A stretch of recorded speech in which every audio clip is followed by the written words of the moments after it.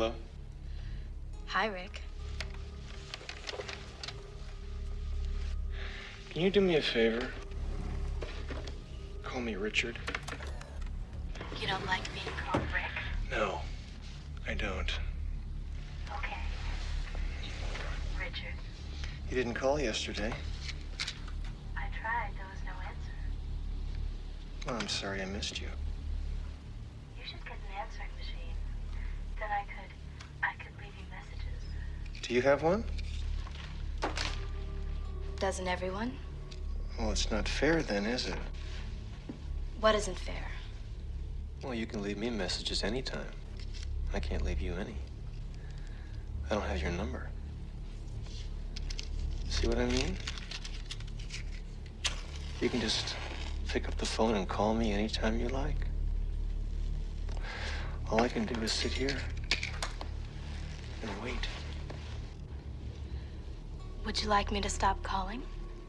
Oh, no, absolutely not. I enjoy our conversations. It's just, I don't want to feel used. I wouldn't do that to you. Ah, but you already are. You know who I am, where I work, what I look like. I don't know anything about you. I want to meet you, see you. I think that we should talk and get to know each other better and become friends. Friends? You haven't even told me your name. It's Lisa. Lisa? I don't think your name is Lisa. But if that's what you want me to call you, that's fine. For now. Richard, I have to go. My other line's ringing. I'll talk to you later. No, wait.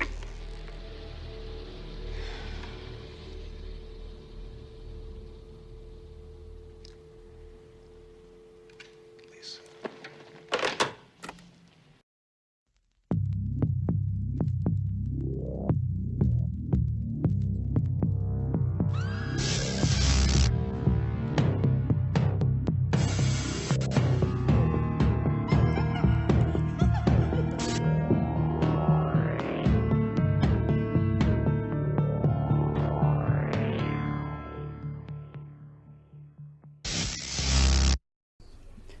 Welcome to the Blind Rage Podcast. This is Brandon Ford. And I look like the goddamn Tweety Bird.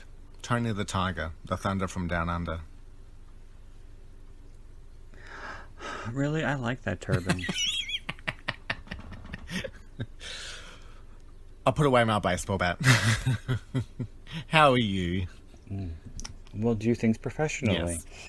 Well, I am so very, very excited because we are doing one of my all-time favorite thrillers. We've been doing a lot of my all-time favorites. Yes, it's like that as of Oprah late. episode. Your favourite things. Yeah, my favorite things. And I've been screaming in the background like some maniac. Yeah, because you get a massive refrigerator that you couldn't possibly squeeze into your Yeah, house. and I get one of those meatloaf trays that has jaggeds inside of it, so you always get a crust. Oh. That sounds unpleasant. Yay! Okay. Well, we're doing... I don't want to say we're doing Lisa, because that doesn't sound right. But we're doing a commentary for Gary Sherman's 1990 thriller, Lisa, starring Staci, Keanan, Cheryl Ladd, D.W. Moffat, and Tanya Fenmore. And wait, who played her dad? Oh, the guy from Arrested Development. Yeah, what? No, what? It's on the tip of my tongue. Something Talbot or something. Oh, yes, yeah. Oh, Jeffrey Tambor. Jeffrey Tambor. Remember when he got the sexual Yeah, misconduct during accusations? that transsexual, the transparent, yeah. The transparent, yeah. Now I would just And then he immediately quit acting, which I don't blame him. He was like, "Fuck that! I don't need well, this." he's shit." like approaching 80. Well, I don't believe he did it anyway. Honestly, I because nothing ever came of Yeah. it. But time can only tell. Well, he was also on one of the best episodes of Tales from the Crypt. Oh, which one? I feel like I remember him in it. He was on the one with Demi Moore. Okay, I don't remember it. Because I don't remember her being in it. Dead Right. Okay. I think it was from the second season. I like one Brooke Shields was in, I reckon. Yes. Came the Dawn. That's Yeah. a good one. I did a commentary for that The one. redhead. Her and Perry King. Yes. But yeah, we're not doing that or that. No. We're doing Back Lisa. to Lisa. Mm-hmm. Yes, once again, written or co-written by Gary Sherman and directed by Gary Sherman, and starring Staci Keanan, Yes. whose real name is Anastasia Sigorsky. Okay. What nationality is that? Think Polish. Okay. Lovely. But before we get into that, I'm just going to get the plugs quickly out of the way. So I would like to encourage everybody to please check out my books in hardcover, Kindle, and paperback editions by going to Amazon.com, typing in Brandon Ford. You'll also find my author page, which you can subscribe to in order to receive email notifications whenever I have a new release. I have several titles available in audiobook format, which you can find on Audible by typing in Brandon Ford.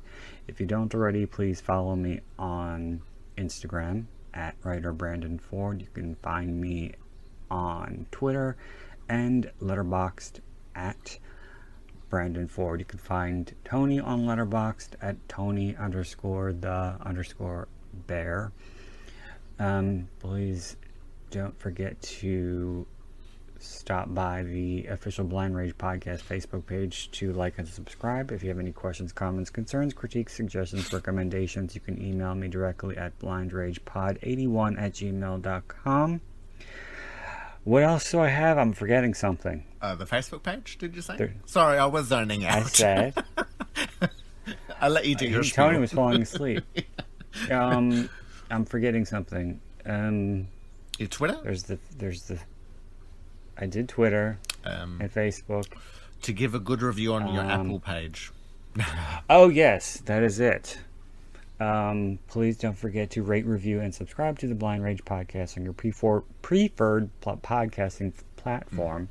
And also, you can check out back and current episodes of the podcast on the Blind Rage Podcast Yes. YouTube channel. It is one of those things when you have a regular speech, you start forgetting it, and then like, oh, and there's a complacency, and then you forget things.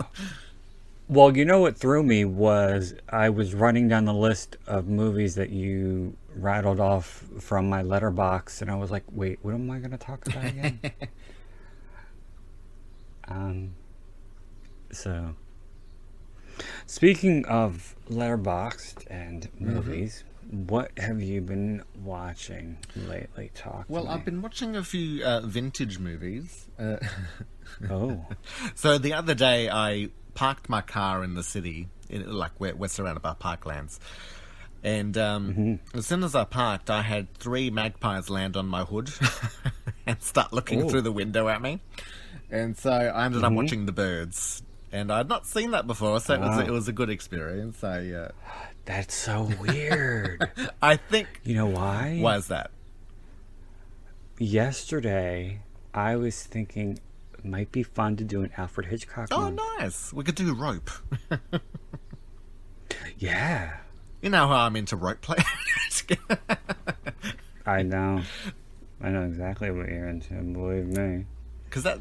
So go on. The magpies were looking at you, and what do they do? And I took photos of them and pretended to be scared on my Facebook page. But I think that they were expecting food, that someone was feed them, maybe with a similar car or something. Because they weren't, attacking me or anything. So, yes. And how was the birds? Sorry? How was the birds? Good, I enjoyed it. I'd actually studied a little bit of it in a cinematography class that I took many years back, and so one of the scenes, they just looked at how they layered glass and painted a picture onto the lens and how they did a certain thing, and that was interesting. And the other movie I watched was a musical which I didn't really like, called South Pacific. Oh, It was good to know where there are some songs that I knew outside of the movie, and it was good to sort of see them in their original context. But aside from that, Matthew made you watch that, didn't he? no. Well, we've sort of been having a Rogers and Hammerstein kind of. Oh God. The last couple of weekends, we watched a few music, like Sound of Music and something else. I think we're going to do The King and I. Must you be such a cliche? What's wrong with musicals? I think it'd be more cliche if I was a horror podcaster who didn't enjoy musicals. No, you'd be an individual. And Biatch. speaking as an individual, what have you been watching lately? Well, I watched a movie called Grim Love, which is a fictionalized. Well, it's not really fictionalized. It's kind of a drama. No, not dramatization. Okay, it is. Well, all right.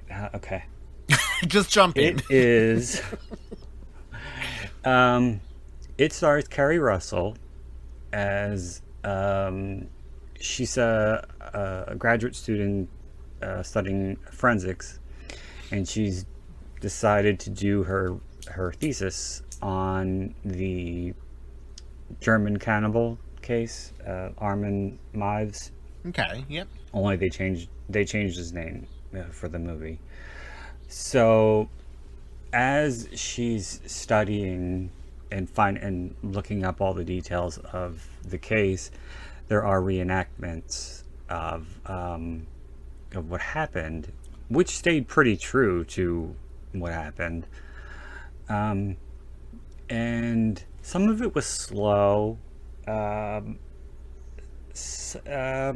It was okay. Some of it was really disturbing, though, I have to say. It was a bit of a difficult watch. But I don't really think that her character got any closure. I don't know. Yeah. Um, Did you ever see? So- She was in a movie years ago with Matthew Lillard, and I hated it. oh, The Curve. Yeah, that was Dead Man's bullshit. Curve, was it? It was, well, sometimes it's called The Yeah. Curve, sometimes it's called Dead Man's Curve. Yeah, that was awful. And I hated her being, she was one of the bitches in it. She was one of the bad Ah, ones. yep. And I hated seeing her in that, play that kind of Well, character. I guess after being Felicity for so long, she was like, "Ugh, give me a bitch." No, that was before Oh, really? Felicity. That was during the Scream clone phase. Yeah.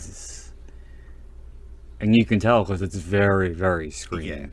Well, even just having Matthew in it was like... Even just having Matthew Lillard in it. Yeah. It kind of reminded me a bit of that movie Gossip, where it was trying to be a bit more elevated, but still not very good. Like, it wasn't a good movie. Much like Cherry Falls, that one premiered on the USA Network before going to video. Okay. I think, I don't remember, it might have been, it premiered on USA as Dead Man's Curve, and then they released it to video as The Curve, or it might have been vice versa. Yeah. But I know it's known as both. Yeah. And it was shit. Yes. What else did I watch? I'm trying to remember now. Cooties? I don't know if I want to talk about Cooties. You've still got a mental memory of it. You didn't want to talk about that drama. No, I didn't want to talk about that one. A Woman Scorned? Did you want to talk about that one? A Woman With Sharon Scorned. Tweed? No, that's the movie that you used to jerk off to. That was quite cute. I don't know. What the fuck did I watch? Well, I'll tell you, I do have a movie to watch with that certain actor who I won't say his name, but the one who was in that movie that I really enjoyed recently, but I kept texting you the whole time to say how gay he Oh, is. yes. But yeah, he's in it. So I'm gonna watch something else with him, and Ah, then I'll probably be sending you more messages talking about how gay he is. I wish that you watched the movie Shattered Glass because I quite like that one and with him in it. Oh, and Skeleton Key you need to watch just because of Alison's birthday. Shut the fuck up! You're giving it away. Fine. Oh my god. Yeah, remind me never to Be subtle. divulge any secrets that could possibly incriminate I'm me like in the those kids future. that like try to hint at something like I don't know where it is, but don't look behind the couch. Yeah, that's exactly what you are. Well, I guess I'll talk about cooties. I don't know, because I don't remember what the fuck the other movies were. So what was the one that you sent with Kerry Russell? Grim Love. Okay. Yeah, I don't remember the other one that you watched. Sorry. Yeah. What? But Grim Love was okay. But if you're gonna watch it, be forewarned. There's a lot of grisliness in it. A lot of blood and dismemberment Bit of and cannibalism. Arnie Hammer stuff. Yeah. Um, Cooties I watched last night with Elijah Wood, and it's impossible not to compare it to Little Monsters, the 2019 Little Monsters with Josh Gad, because it's essentially the same thing. Um, Except Little Monsters was a lot better and a lot funnier. Okay. This one had a lot of attempted humor, but I just didn't think it was funny. Yeah. And I almost messaged you last night to say I'm watching yet another movie where the characters make an escape through an air vent. um, yeah. So yeah. I don't think like Mitchell could get through an air vent. No.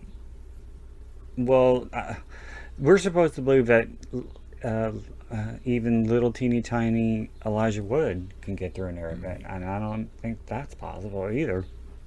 His eyes couldn't fit through an air Um, vent. no, not his baby blues. I did like Little Monsters. I found it quite. It has a very sweet heart, and I think that's drew me to it. The horror wasn't a great element, you know. No, I liked. Well, I think Josh Gad was very sexy, but I thought he had a lot of really funny Yeah. dialogue. And I haven't seen it in a while, but like one of my favorite parts was when the girlfriend's son was saying something about his teacher, and he's like, "Well, you tell that teacher to suck a bag of dicks." And he's saying this to a 6-year-old. Um, yeah, but this Cooties did not have that. The humor was kind of dry. Yeah. Well, Rainn Wilson had some funny moments. Um, and it didn't really have an ending Yep. either. But what was it about, They just if I may ask?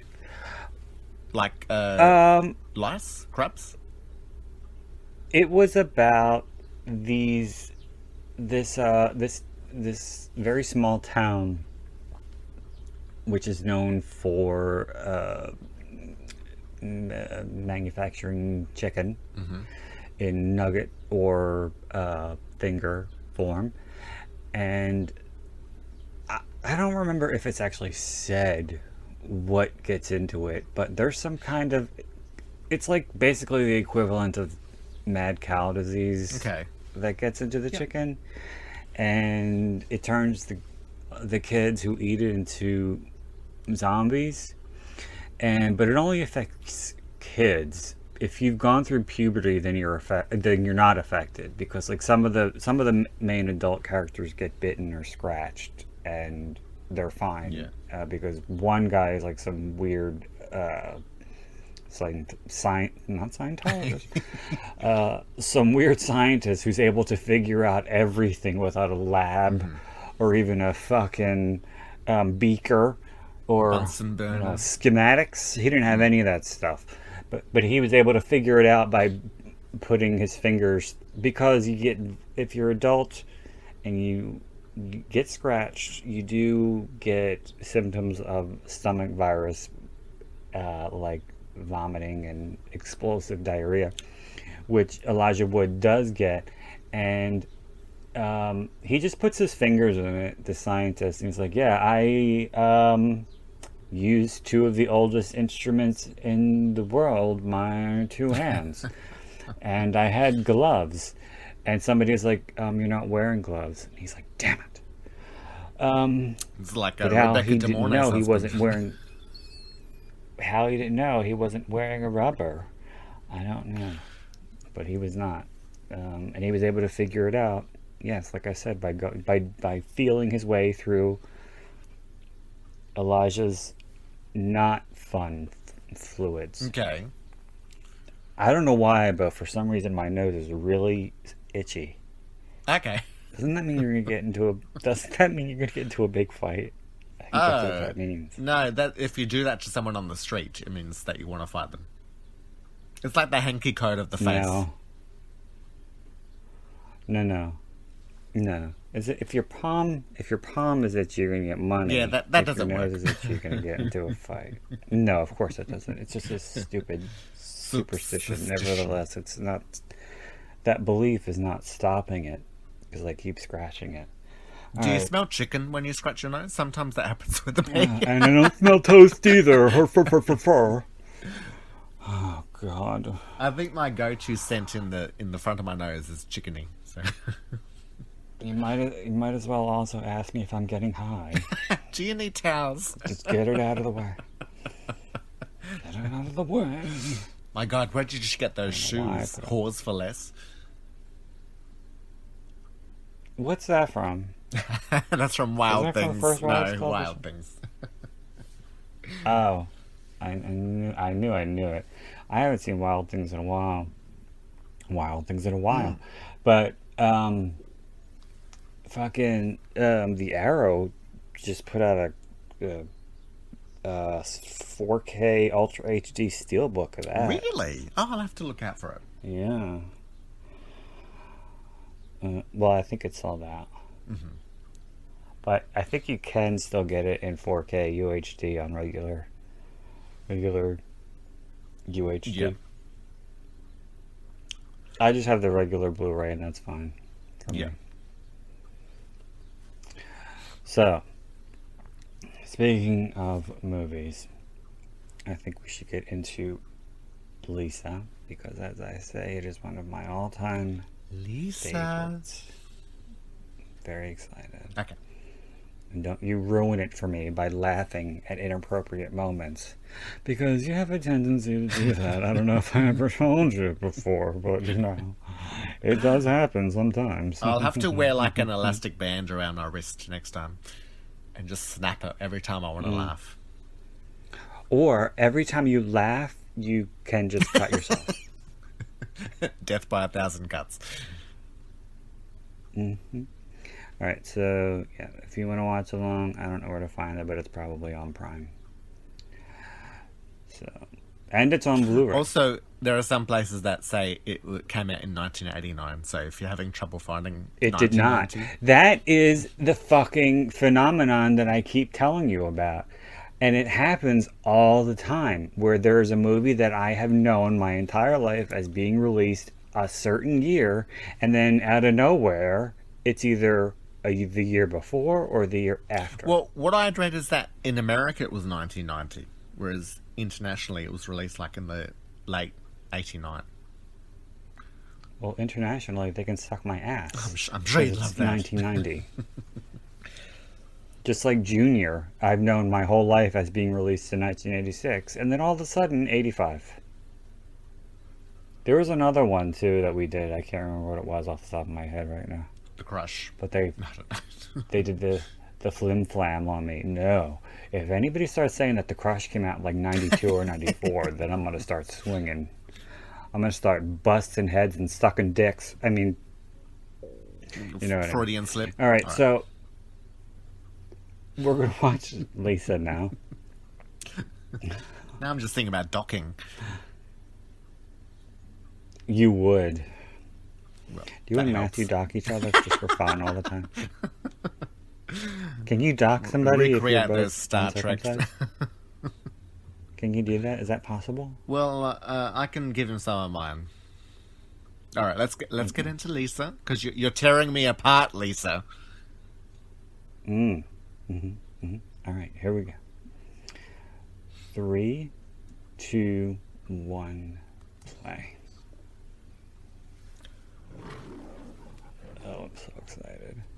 And you just Because you know I love any movie that has to deal with the telephone. Yes. Messing around with the telephone, prank phone calls, any of that It stuff. did give me very much vibes of I saw what you did and I know who you are. Or swap that around, I forget the name. It's just called I Saw. Here was called the whole thing, yeah. Well, I think it's called the whole thing on the yeah. box. Oh, or the- okay, yeah. But Are you talking about the remake? Yeah, the one with or Shawnee. the one from the 60s? the remake. With Shawnee Yes. Smith. Yeah, no, that's definitely just called I Saw What You Did. Now, see, this is meant to represent something, but i.e. a seduction. It's supposed to look like a seduction anyway. And that's the way Gary Sherman... He storyboarded this whole movie, as in particular this whole sequence. Yeah. But yeah, he knew exactly the way he wanted it to look, every frame, because he wanted this to come across as the setup for seduction, especially with the horns in the background going. Yeah. But to The me, wine pouring it and- always just... To me, it always just looks sinister. Okay. But I never saw it as a seduction, as preparation for a seduction. But when the victim comes home, and I forget her name now. Allison. No. But Anyway, we'll get to it I don't in a know. minute. That movie that I've mentioned a bunch of times, P2, that the director Alex. ripped off. The movie that it ripped off, Lower Level, she was the lead girl in that. Yeah. She was a Miss America, a former Miss Okay. America. So she was like a Vanessa Williams type. Only not as successful. She needed to get Vanessa pregnant. Williams had a whole acting and singing career. Oh no, she And wasn't I think pregnant. she's She still did that working nude thing, didn't she? She did a fucking like porno layout, big Yeah. fucking deal, and they decrowned her. That was a bunch of bullshit. Well, I reckon that probably helped her career more than anything. That whole controversy. Well, it probably did, yeah. And then they gave the crown back to her like 2 years ago, after like 30 years, and she graciously accepted it. I would have been like, shove it up your ass. Oh yeah, but she was a beauty queen. I always loved and Well, apparently you're not seen as a beauty queen if you do porn. yes, But she didn't. Well, she didn't really even do porn. She just did pictures. but I absolutely understand this whole seduction scene. I think it's that thing that I always wonder is maybe you saw it as sinister because you know it's a thriller. Had you Probably. turned this movie on and not known what it was, you might have thought, what is this crappy romance?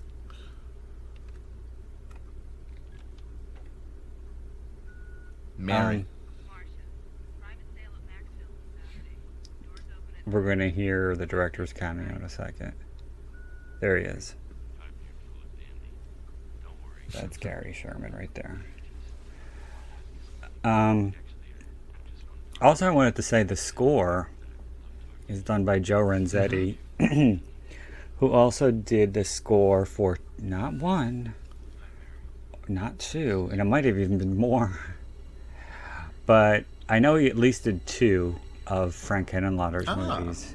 He did the score for Frankenhooker and Basket Case 2. Yeah. And it's very different. The score for this is very different than It's other stuff. anything that you would hear in either Yes. of those movies. There's the introduction of Staci Keanan playing Lisa and Tanya Fenmore playing Wendy. I think they play really well off of each other. Ooh. I was kind of hoping her friend would die, though. I find her a bit annoying. I think she's What cute. were you doing there? I was wiping my nose on my sleeve because it won't stop itching.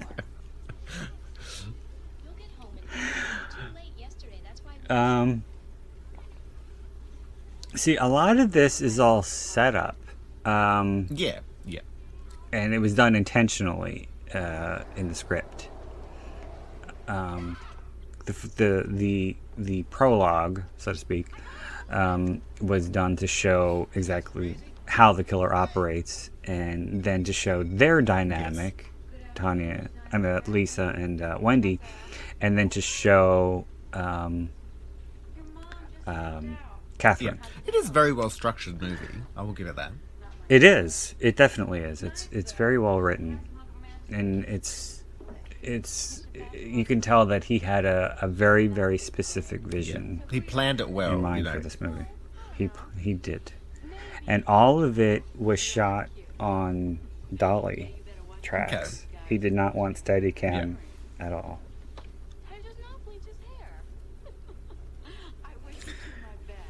She's in love with George Michael. Yeah. Sorry, love. Well, that was a hint right there. That she's oblivious to people.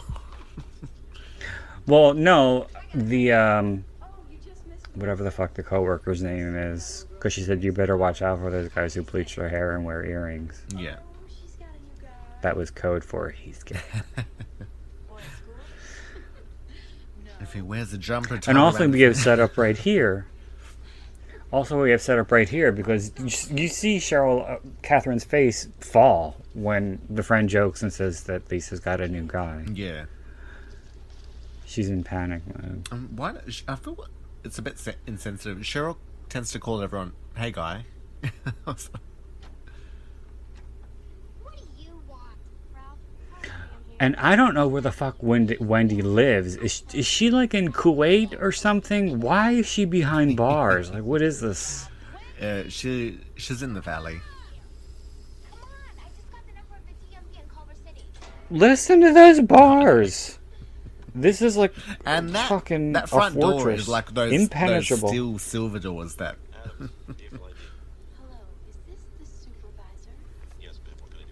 But Lisa also lives in a pretty crappy place as well.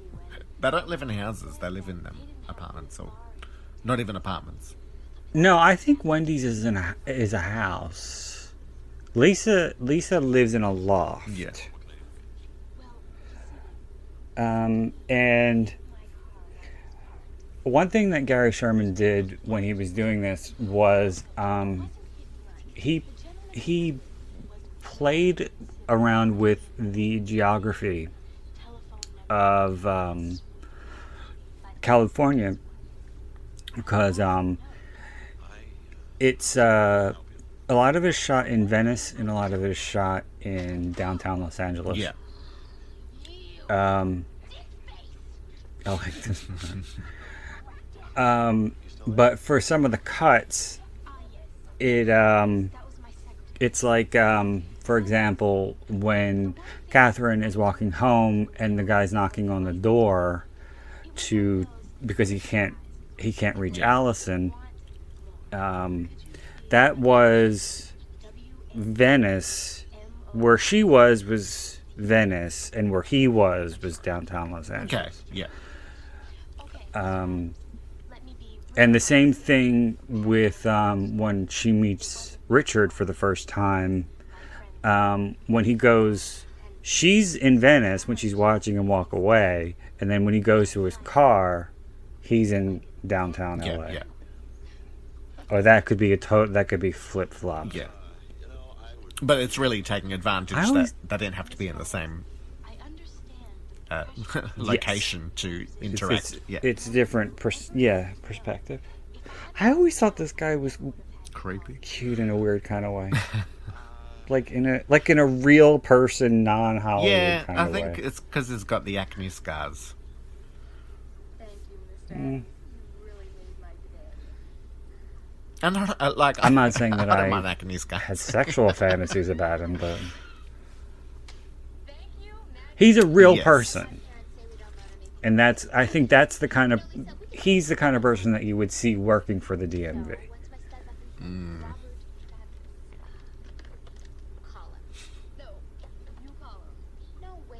So we're introduced to their little Investigative journalism. game.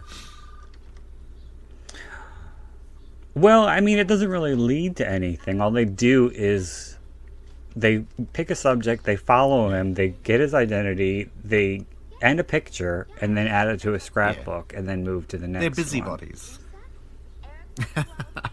No, they're not I hate them. busybodies. They're not in their business. I should. It's just, I guess, a hobby that they have.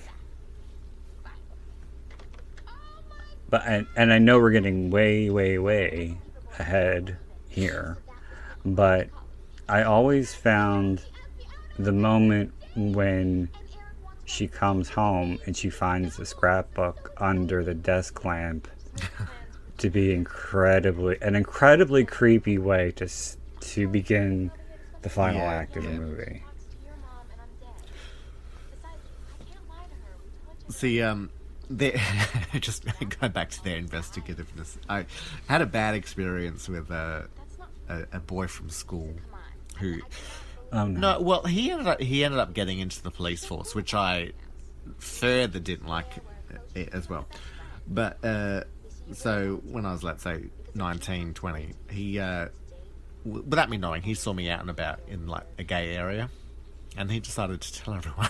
And it's sort of that thing of just mind your own bloody business. So he was a busy Yes.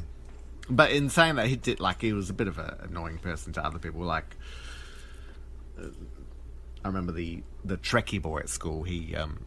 So Simon, the busybody, he sort of tracked down where he lived and then rang him up, pretending to be like a like FBI type of thing. And then screech, like he got Chris to come out his house and then turned on his car and then screeched past him, and it really scared Chris. Oh, that's Yeah, it was awful. He should have gotten his badge taken away. Oh, and the other thing, and just He should have been reported. this was before he was a police officer. This was back in high Oh. school. So this was back when he was just a dick, Yes. and then he became a dick with a badge. He By also the way, would I wanted aim to for point cats out. when they were crossing the road, so that made me hate him. Just Oh, anyway. shut up! Don't tell me that. That air shaft where she threw her tissue. That was purposeful foreshadowing right Yeah. there. And they built that air shaft. That wasn't real. So you could get through that air shaft. Peel the onions since your eyes are Well, it's kind of like an alley more than it is an air shaft. Hopefully they can clean the bottom of it. I would say it's not real, but I would say if it were, it would be As an access open point, the yes. other side. I was quite proud of myself. I made moussaka the other day. I'm not sure. I don't know what that is. It's but like lasagna but with potatoes. sounds like something Greek. Yeah, it is Greek. But I don't want to insult him in case he's a customer. So he says, well, if you don't remember me, I'm going to hang up and I'll call you back. If you remember me, you call me back. So did you ever find out who it was? The two of them had a And he's usually really nice. Um, I think they had. Well, Cheryl Is he cute? had a has a daughter. Yes. Um, Because you see her picture who later. I think she might be a little bit younger What's the difference? When am I gonna have time? than Stacy Keanan To run? was when they made this. When do you So she knew what it was like to be a mom, an adolescent girl, but still, nevertheless, they worked on their Rapport. Yeah. relationship so that they were comfortable together. They the final act they really worked very hard on together to get the proper emotion. Wendy said yes. And I really think it shows. Yeah. Because I think they are both exceptional. I mean, I feel that throughout the movie, I find their relationship kind of not weird, but it goes from being quite strict to quite loose. Yeah, it's a bit frustrating at times because of that. Yeah. But but then I think that means that their connection at the end really works. Is that they sort of get onto the same page. Right. No, right. But just even the fact that she won't let her, have a boyfriend, but then she lets her use her credit card and sign the bill. It's weird stuff like that where it's one thing versus another thing. Better hurry though. I'm gonna have to start this all over again. Better get minute rights, honey, or we're not gonna eat till midnight. Mm-hmm. Right there by the answering machine. Take Not that I hated it for her. It was just something that I noted.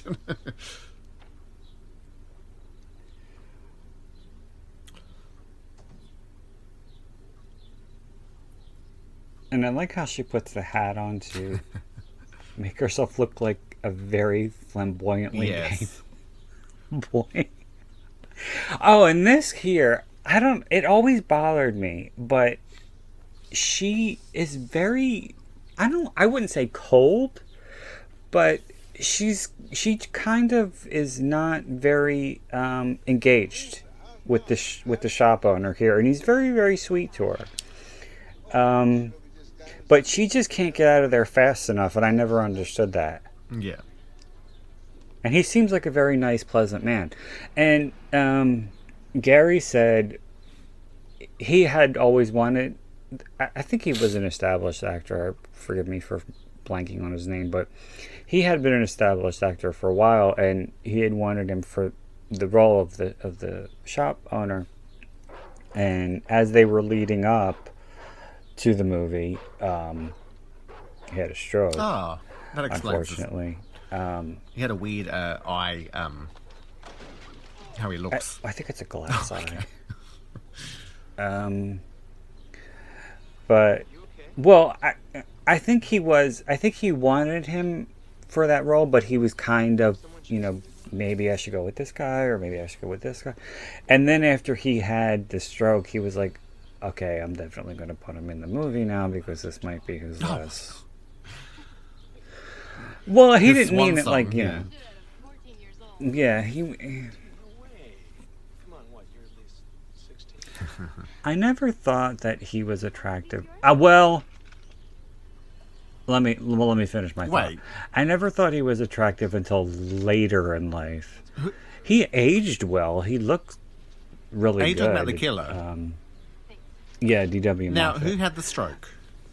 The shop owner. Okay, The shop you just owner. went from one person to another so quickly. I was like, what? Well, I switched because we're introduced to Yes. Richard. Yeah, but I think I didn't like him because before this, he was in an episode of Tales from the Crypt. Ah, yes. And he was such an unlikable character. And He played that it was too what I well, associated him with. Well, that's like me and Patrick Wilson. I can never find him attractive because of hard candy. Well, I thought he was hot before Hard Candy, so He got your candy hard. I saw Angels in America, I think, before Oh, that. that's right. He was quite. And actually, I did find him cute in that, and I don't know if it's because it was before Hard Candy, even though like I saw it only like a year ago. I think I might be thinking of someone else. I think I am. But the guy he was with in in Angels in America, I remember thinking, okay, you're way too hot for him. I don't remember who he got with. I don't think it was the guy who contracted AIDS. But I think he was another one of the ensemble. But he was just very plain. Yep. Very average looking guy. Okay. Honey, would you start the water again on the phone? Okay. Because I remember Patrick, his story was with Mary Louise Parker, or whatever her name was. Thanks for going. No problem. The one from Weeds. Yeah, I know who Mary no, Louise so that is her. Parker Okay. is. No, I've I couldn't seen remember. Fried Green Tomatoes. Mom, I want to go out on that date. Of course you do. Just gonna have to trust that I know what's best. Mom, you're always saying that I'm smart, and I am. Brandon needs a pillow.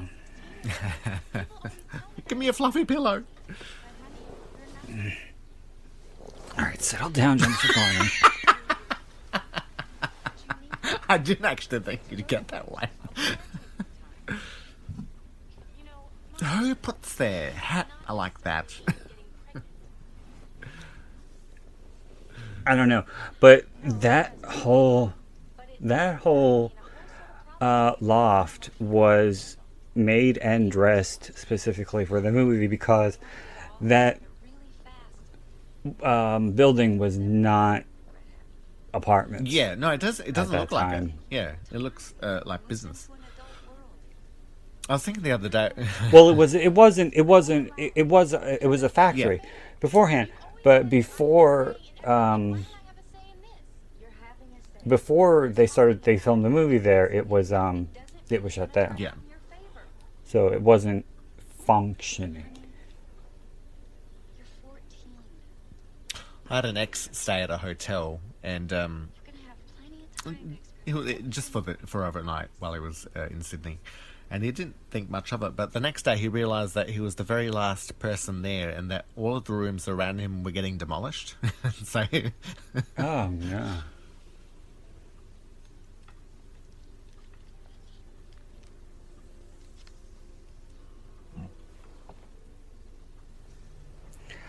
Not to this extent, but this kind of seems like something that I would do when I was that age. Because I was always looking up, teachers' phone numbers in the phone book and calling them and just oh hanging my up. god, Did I ever tell you that? Did I ever tell you that story about my 6th grade teacher?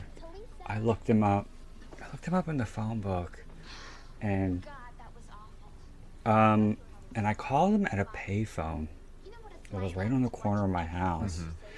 and I don't know what. I really don't know why. I couldn't tell you because he was not a mean teacher. He was actually a really, really nice Did teacher. you have a crush and on him? Really nice guy. We are going to Kind of. Yeah. for 2 hours. Not a big one, but he was cute, and he was a younger guy too. He must have been like in his mid to late 20s, and I think this was the summer after Are you kidding? 6th grade, okay. so he wasn't my teacher anymore. And I remember I found his number in the phone book, and I went. I met There was a the a meat shop on the corner of our block, and there was a payphone right outside there, Yeah.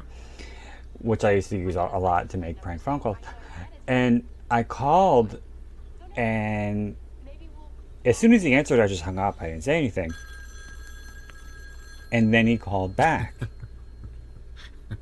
and I hung up. And then he called back, and I hung up. And then he called back. And he wouldn't stop fucking No. calling. I swear to God, every time he called, I would just pick it up, hang it up, pick it up, hang it up, and it wouldn't stop.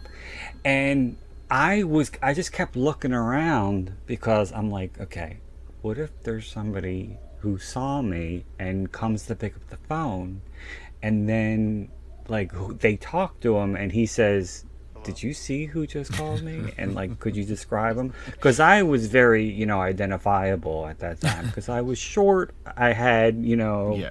brown bangs. I had big glasses, and he would have known it was me. But there was a girl who was maybe a couple years older than me, and she was sitting on the corner, and she was watching me. Gosh. And as soon as I started to walk away, she started to come toward me. And then the phone started to ring. I ran back toward it to pick it up again and hang it up. And she was like, what did she say? She was like, oh, I wasn't sure if you were done or not. I just wanted to call somebody. And I was like, oh, yeah, I was calling. I was talking to a friend, and he wouldn't. He's playing games. I don't know what I said, and I just said he won't stop calling, and she was like, "Oh, okay." She was nice for a girl of that age, but I just figured, okay, well, if she's on the phone, it's going to be busy. So hopefully she'll be on the phone a long time, and then by the time he calls back, she'll be gone. So I walked away, and I had no idea what happened.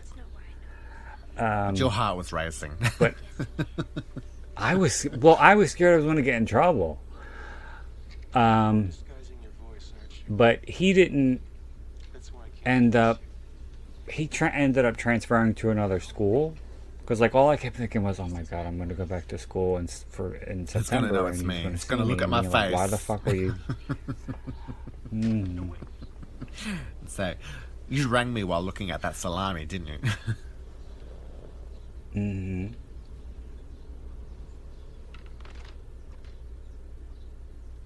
Yeah, that was my very uninteresting prank call. Sorry. I never pranked anyone. I remember my sister, she was sleeping at my cousin's house, and they recorded themselves farting, and then they started ringing people up and playing the fart. No, that's okay.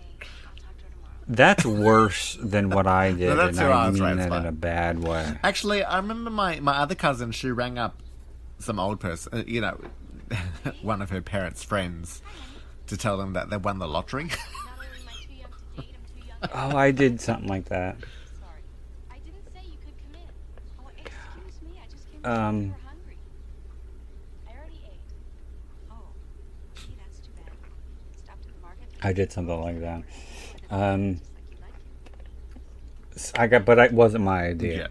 I got this idea from somebody to call random people and say like you're from a. Well, the big thing was you had to talk fast. If you talked fast, you sounded legit. So there was one scenario where you said, trying to remember what it was.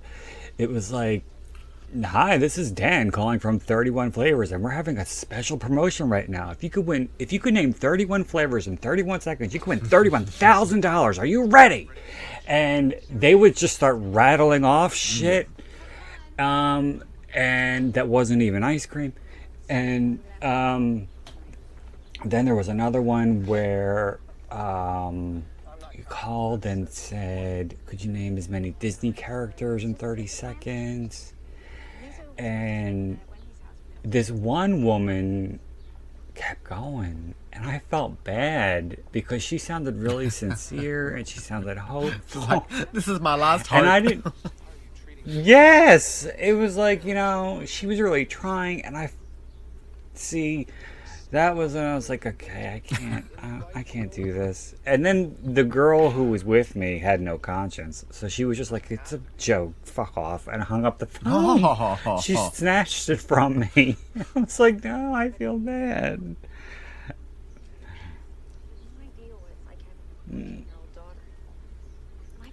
Okay, so back to the movie. And that hat. And that awful Easter hat.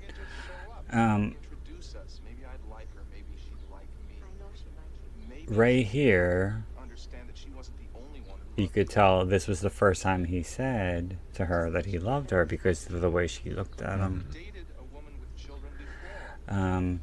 They like you? Yes. But in a way I can understand Stop seeing their mother. where Cheryl. she's coming from, but at the same time, yeah, I can understand how she feels, but at the same time, she's telling him without telling him that she doesn't have really any faith or confidence in their relationship. Yeah, yeah. Because already she's thinking about what it's going to be like after When they they break break up, up yeah. and how Lisa's going to feel. Yeah. So anyway, all through the movie, I keep looking over at him to see if he's gonna try anything. So that's why you never see him again No. through the rest of the movie. And yeah, it was to the point. I actually thought that he was the guy from the bowling alley, like that he sort of showed up, but no, he just never comes back in. No, That that was just some random. What happened? He just kissed me on the cheek and said goodnight. She's very toothy. Wendy, there he is. who Wendy? Yeah. That's him? Staci Keanan is so fucking smart. You know what she's doing now? What? Who knows? Let's find She's like a law professor. Okay. She like graduated magna cum laude from UCLA, and she was a district attorney for a while, and then she got into something else. Cocaine. But she kept climbing the ladder. Yeah, now she's a professor. She's really smart. Yeah. He keeps giving me Peter Krause, the guy from 6 Feet Under vibe. Not at all. Not at I think all. It's the hair and the chin. Oh, Peter Krause. Still not at all.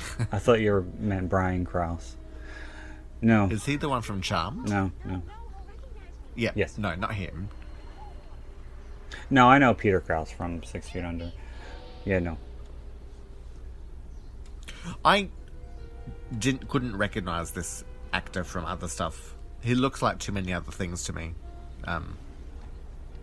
Yeah, he's kind of, yeah. He's what a traditionally good-looking guy looked like at this time. Yes. He is like what you would see, it's like a soap opera template for traditionally handsome American And what a head of hair. man in his early 30s. A lot of Yes. hair, yeah. This girl I did not like at all, and I was really glad when he fucking killed her.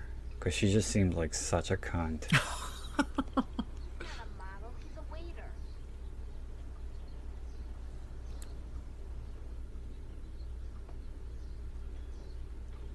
The one who got in the... Did she get in the car already? I think No, she... he's No, talking to she, the- yeah, he's she got in the talking- car. He's talking to the other. Well, he was looking at her, though, because he stopped Oh, the one on with the the way. Saab. No. Okay. I don't know if we've gotten. She up to it. came out of the gym. She came out of a gym, Yeah. and I think they took his picture when he turned to look at her get in the car, No, someone beeped. because that was why he was stopped. And then Wendy grabbed his arm and said, "Excuse me," and looked right in his face, Yes. as you do. Well, he won't know Wendy from a bag of tea. LAX. Her right there, this Yeah. bitch. Information, please. She just has this air of I'm so much better than you, and I'm too good for you. She's an 80s and Moira you can't Rose. afford this. Yeah. And then she's kind of It's fucking. the shoulder pads. Yes, I'd like the status on plane 7. She just seems like very like New York. balled up. Ball busting, dried up career woman. I might mention, like that kind of. I hope her baby comes out like a monkey. Hmm.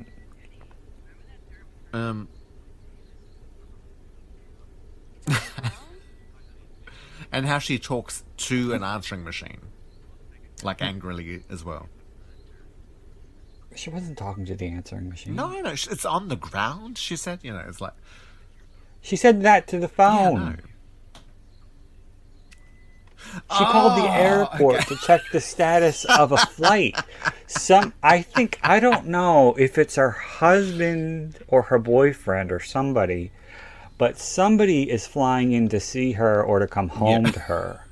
And he left a message on the It took me a machine and second. said, "I'll see you like 9:30." And then, but he was, I guess he's late. Because that's why she called. I guess that's why she called the airport. Yeah. And she wanted to check the status of the flight, and whoever said it was on the ground, and then she just hung up on them.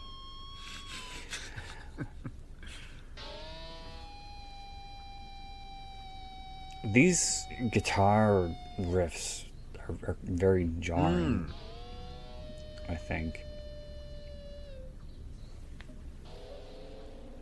Oh, and I forgot I always tend to, say what was the inception for the movie. The Night Stalker. But for this, the inception of the movie was Gary Sherman had done a bunch of movies before this. A lot of them were very violent. He did a movie called, I think, Death Note or something.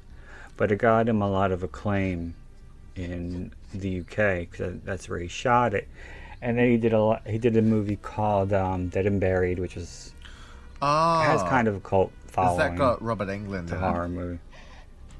I And think like so. they take photos and people burn up. Anyway, I don't know. Yeah.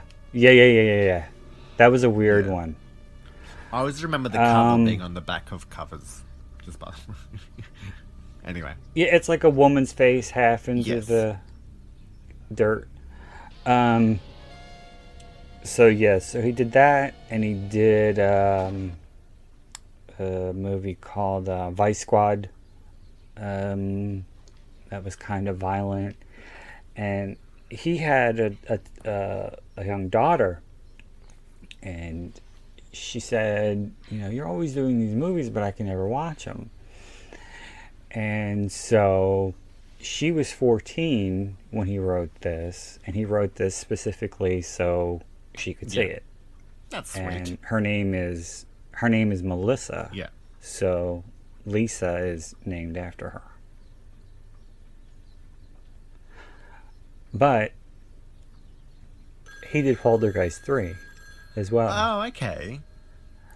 Right before this. And that was PG-13. Yeah. But he had a bad experience with that. So I think he just didn't. I think he just wanted to forget about that Was movie. that one of the cursed movies type of thing where they talk about how there was a few things that went wrong with the actors and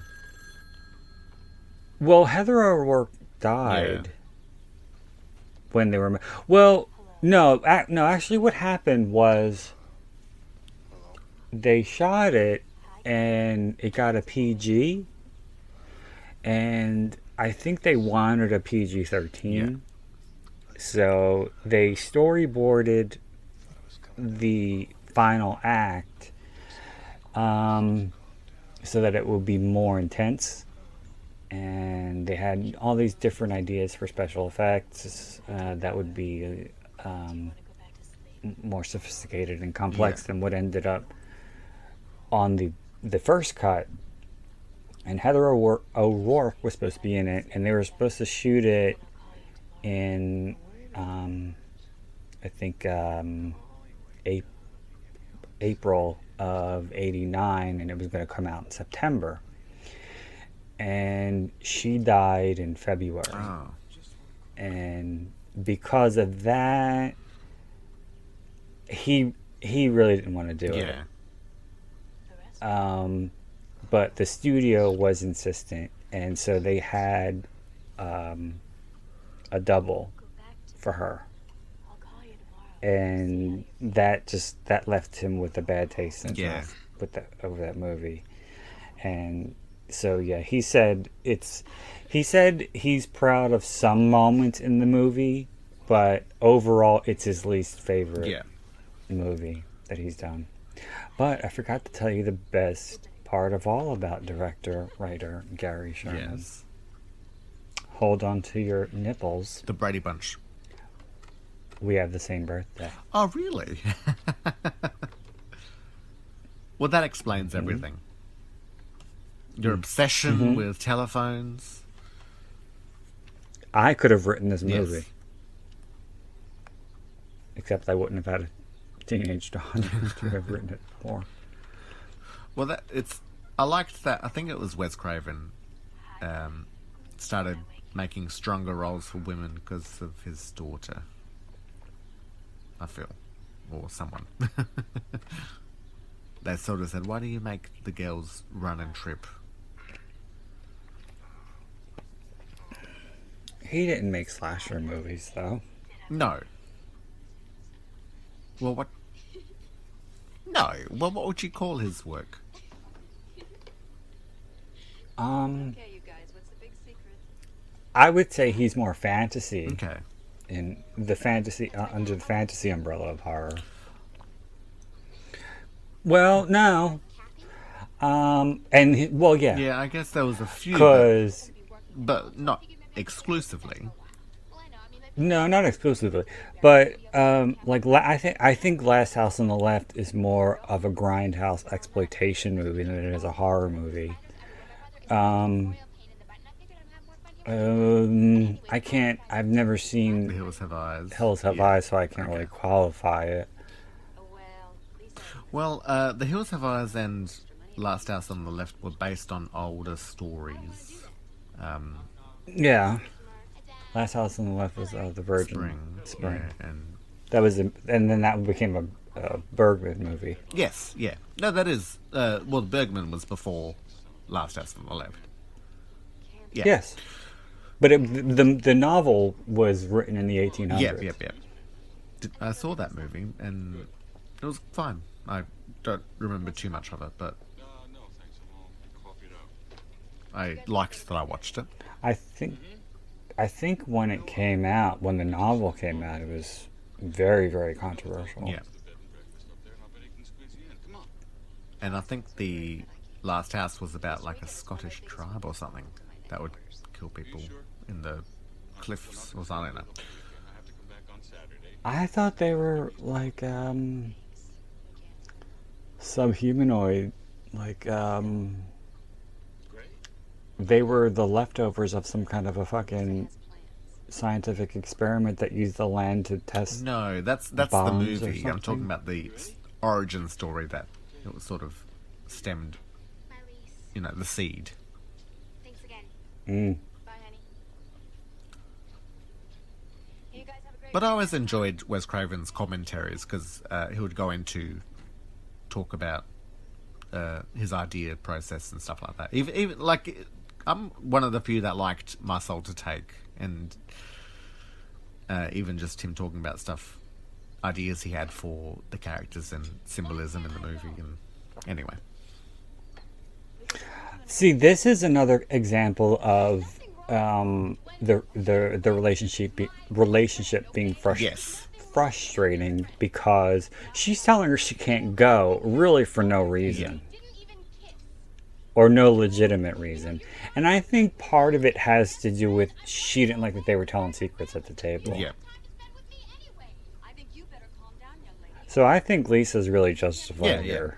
You know, you really have. Mate, it could be that the mother feels guilt because Lisa's sort of like a latchkey child because the mother's had to work all the time, and so the strictness comes out unnecessarily.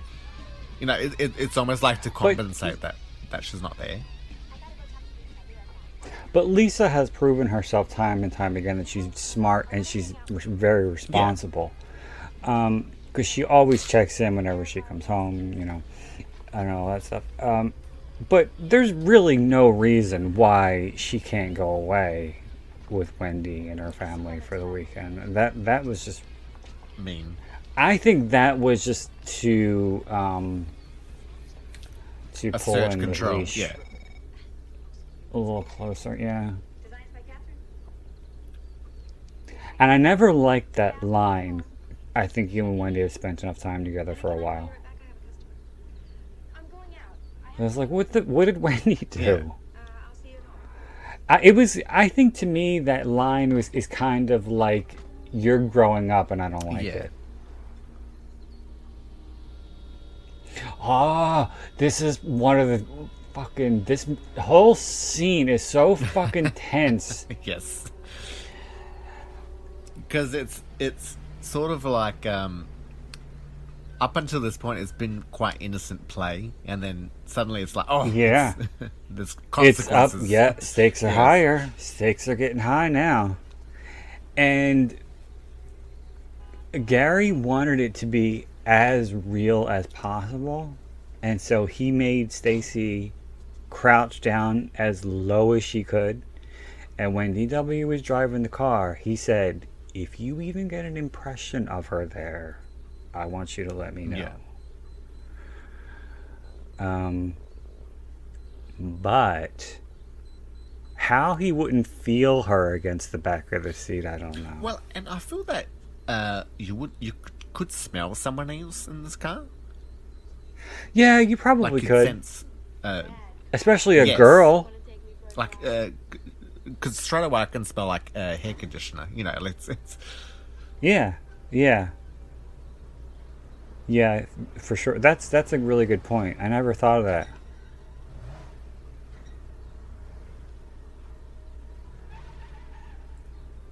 And her fucking reaction when she sees him coming down the steps is priceless.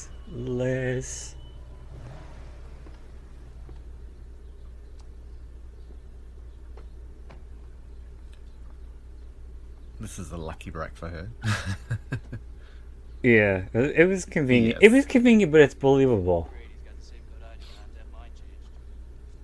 Although, That woman right there was the sister of the woman who co-wrote the script. okay, And that guy was a friend of Gary's, Yeah. who was like, Gary is not computer savvy, like so me. Gary would always call him to fix his computer, and he wanted a little tiny role in the Yeah. movie. Now, I know that, I always say, never ever say if you were in this situation you would do blah blah blah, because you don't know what you would do if you were in the situation until you're in the Yes. situation. But if it were me and I was in that car and it locked, I would have gotten out right away. Yeah, I would have unlocked it.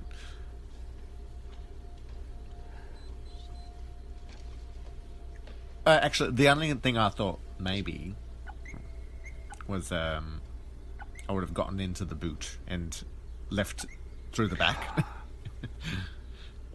Oh my god. What? I have a story. Well, alright, this is what happened. When my sister and I were younger, if my parents had to go like shopping or something, usually they would take us to my grandmother's house. And so let me preface it with that. That's preface one. And then preface two is my sister got away with fucking murder her whole life from when she was little. Yeah. She never got in trouble for anything. So is that what happened to your brother? I got in trouble for everything. So there's that. Now, in the summer, if my dad parked the car right in front of our house, to keep it cooler, he would leave all the windows down. And there was a kid who lived next door to me, and I decided I'm gonna have him stow away in the trunk because I knew we were about to go to my grandmother's. I was like, he'll stow away in the trunk and then he'll hang with me at my grandmother's house. So something was going on that I don't know. I don't remember this to this day. But something was going on prior, my sister had done something, and both of my parents were not happy with her at all. And I was in the back. Michael, this was a station wagon, so it was the what do you call it? What do they call that back portion? We used to call it the trunk, but it wasn't a trunk. Let's just call But it you that. could sit in it. He was lying down on his back, and as soon as we like pulled out onto the street, I was like, oh no, because it went from 0 to 60 like that. They were both screaming at her louder and saying the nastiest things to her. I don't think to this day they ever laid into her that bad. Yeah. I don't know what she did, but they were both steam coming out of the ears. And I didn't say a word, but I was like, oh shit, oh shit, oh shit, oh shit. And I got up on my knees and leaned on the back of the seat to act like I was looking at the back, and I looked down at my friend, and he had like this look of panic on his Yeah, I can imagine. And then he just like plugged his ears, and I just remember my dad got really loud at one point because he screamed something, and then Michael just like kind of shuddered, like his shoulders went up, like he was gonna start crying. Kind of a little bit. And then, but this literally lasted until we got to my grandmother's house. It's a 5-minute ride from there to there, but it felt like forever, and it went on from door to door. And as soon as we got there, he jumped up and he climbed out of my side of the car. And my mom didn't see him come out of the car, but my dad did. And so we went into the house, and me and my sister, and my mom wasn't done. So she went in, she started screaming. And then she was like, you know what, fuck it, I don't even want to go now. Oh. And I was like, oh no. Because I had to get back in the car. And when I got back in the car, my father grabbed me by the collar so hard, I shit you not, he ripped my shirt in half. Yeah. He was like, what the fuck were you thinking? And then I got the brunt of it. You got the woke parent scream-a-thon. Yeah. They left her alone, and then it was me. It was on to me. Oh, that was bad. Would you like me to stop calling? It was really Did you ever see your friend after that? Yeah, I did. He lived next door. That would be awkward. But you already are. You know who I am. Where I work. I don't think I ever told anybody that story before. See, it's annoying that he couldn't remember what it was about. I don't know. She was caught shoplifting. But no, I don't think. Well, I don't know. I think I was able to piece it together because of what they were screaming about. But I just remember my father going, "You're stupid. You're so fucking stupid."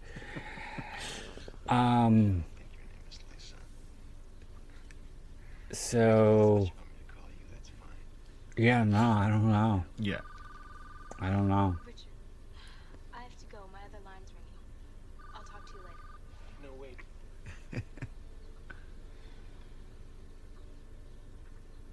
Yeah, I never told anybody that before. Now I'm probably going to It was a delete repressed this memory. episode. Yes. No, I remembered it. I didn't think it showed my parents in such a good light. No, well, parents are like that. I think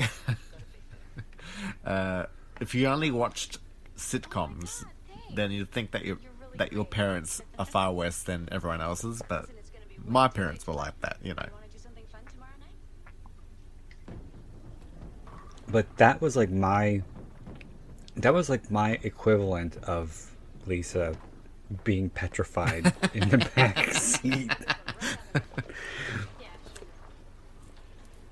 what you're doing wrong? You're letting the ball roll over the holes. You really ought to let your dad show you. Him in his Cosby sweater. Yeah. Do you know what a Cosby sweater is? Um, I don't. Huh? I don't know if it's an Australian term, but when you say someone's wearing a Cosby sweater, it's because they've gotten so drunk they've vomited all over themselves. no, that's not what a Cosby sweater Well, is in I know America. traditionally what it is.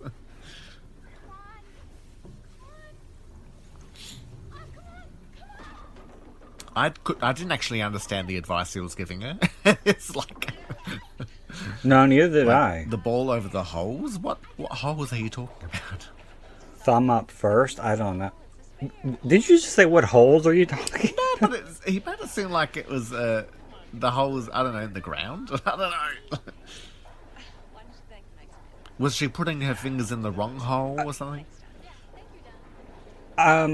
I think it was she was positioning it because the wrong way, and it had. I think it correlated to those little arrows that are on the lane. Yep.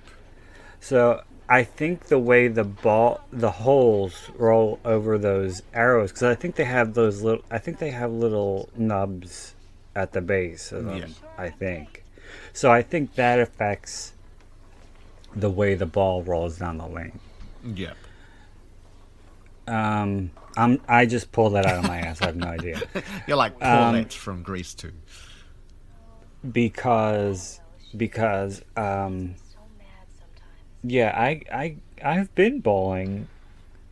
I wouldn't say frequently in my life, but I've been bowling, and I could never throw anything but a gutter ball.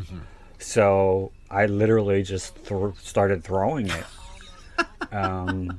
Making dents in the And ground, in the iron. out of frustration. I remember I was at a birthday party, and I was like, all right, I'm hitting nothing. You should have asked for the bumper And bowling. I just started throwing it, and then I started knocking shit over. I was like, all right, okay. That works, yeah. I found something that works.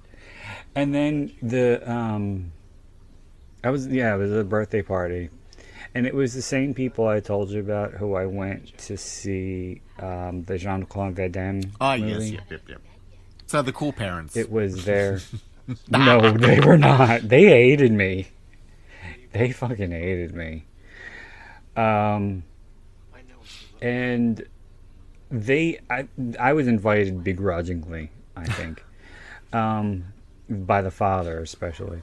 But I heard him saying to like everybody who was within earshot, and especially to me, because I was in earshot, he's gonna break the floor. He's gonna break the floor. And then finally he had to stop. He went up to me and went, could you stop? You're gonna break the floor. A floor where these giant heavy balls land on 75,000 times a day. Just because I'm not rolling it, it's gonna break the floor? Really? Richard, I have to hang up. Oh, and I got a better story about him. Will it break the internet? When I was in eighth grade, there was this kid who was a new kid, and I felt bad for him because like he was really effeminate too. So like he didn't know anybody, and other kids were making fun of him. So like me and my friend Debbie like befriended him, and so he like started eating lunch with us and everything. And then that was the year we graduated and we were supposed to go on to high school. So we started hanging out outside of school because he didn't live too far, and so we were hanging out over the summer. And he would come to my house on occasion. And that summer, this neighbor who saw himself as like the mayor of the fucking block was always like, organizing things like hanging Christmas lights and block parties. Yeah. And so we had a block party coming up for the 4th of July. And I was sitting on my step talking to some kid who lived up the street. And the father was talking to a neighbor. And he said, very close to me and loud enough so I could hear, so when we have this block party, it's just for the people who live up the street. No outsiders. And no outsiders was emphasized. Yeah. And he looked at me to make sure that I could hear. And I looked him dead in his face. And I wanted to say, you mean my black friend? Is that who you mean? Oh. Fucking asshole. Did you ever keep in touch with the effeminate friend of yours? No, we kind of went to high school and drifted off. Yeah. We went to different high schools, so we didn't stay in touch. It isn't always nice. I called them a couple of times, but yeah. I reconnected with a boy from my primary school because he got a position at my work, so it was nice to reconnect with someone, but then I sort of left soon after. Well, no, he got fired soon after that, I think. My girlfriend. Well, I do remember trying to look him up, but he had a very, I don't want to say his name. Yeah. But he had a very, like, generic name. Like James Jones Thompson. or Smith or something like that.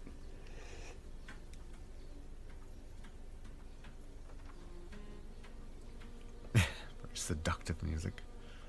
It reminds me of those movies that were very 80s centric, where the lead was like a 14-year-old girl.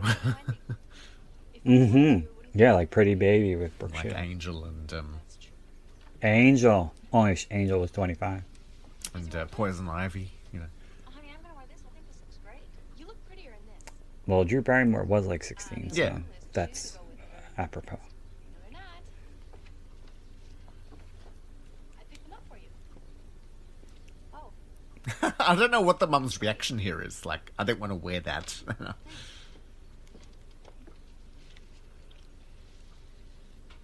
No, she had an ensemble put together that she was fine with, and Mom, can I borrow your but Lisa wanted her to wear the white dress because she wanted to fix them up. I didn't understand that entirely. Well, I guess it showed that she was still playing around and didn't really want to. She didn't think that they would actually meet up, so she was just pretending to be someone else. Maybe. You nosy Parker. She's such a busybody. Oh, please, like you didn't go through your parents' Yeah, but I wouldn't drawers. then go confront them about things. No, if I had confronted my mother about something like that, I would have It got would sort of smacked in be the like, face. yeah, a dark secret I get to keep. Muse is the Indian restaurant. It's very chic. Of course. This restaurant was owned by a friend of Gary Sherman's. Yeah. How's my lipstick? I think it's still there. Oh, this guy is fucking gorgeous. He reminds me of Those someone I know, eyes. yeah. His fucking, oh my god, they're so beautiful. They're like turquoise. Emerald. They're just like such a beautiful, beautiful shade of blue. Well, anytime I see a woman wearing a scarf type of ensemble like Cheryl Ladd, makes me think that they're conscious of their turkey neck. She's No, I too know, young for a I know turkey that, neck. but it just makes me think of it. Well, I mean, I think It's like it would have looked It would have looked better had the sheer part and the neck not Existed, yeah. been there. If it were just like a plain white dress with a little cleavage. I took a photo of my mum the other day to send to my sister, and my mum said, "Oh, let me look at it." And I showed her, and, and she went and put a scarf on, and she got me to take it again. Aww. She's like, "Oh, I look so old in that."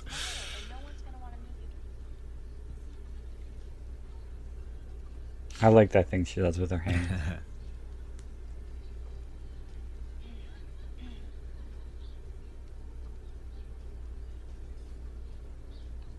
Severe eyebrows. I'll be wearing a sexy white dress. Why is he dressed like a Mormon?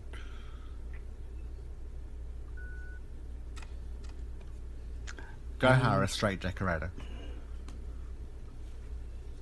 Well, Gary had a specific idea for Richard's apartment. He wanted it to be modern but minimalist. It was like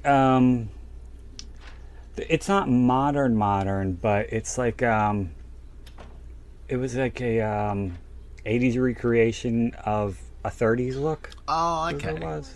It just sort of reminded me of a cheap American Psycho interior. Yeah. That's astute.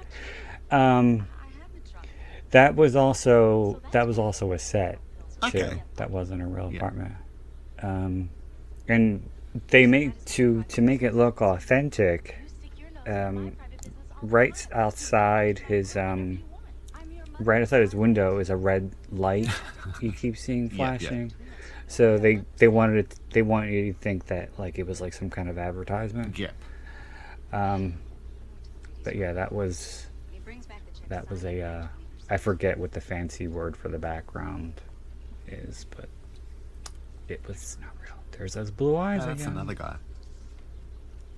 Was Yeah, it? some bleach blonde. Oh well, he's the one I'm talking about. The one who gives her the gives Richard the No, yeah. the So note. the original guy is the one that you like, and this guy that gave the check is now just some random. And he's talking up the clients like Julianne Moore in Body of Yes. Evidence. See, that's what you got to Yeah. do. You got to be friends. Because you gotta gotta make have friends, so they'll come back. friends. All right, settle.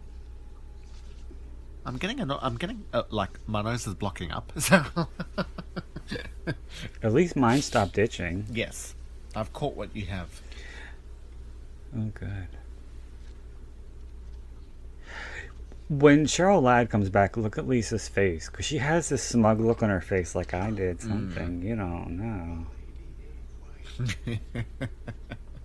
Although the killer in this, he does give me vibes of the killer from Angel as well, and I don't know if it's because of the similar storyline dynamic of the young girl and the older, or if it's because that's how my memory works. I always wondered if there was something in between that, them leaving, and when they get home, like some kind of tense moment with them in the car. Yeah. Because, oh, look at those eyes. Yes. But when Catherine, as soon as they get in, Catherine just like lays into Yeah. her.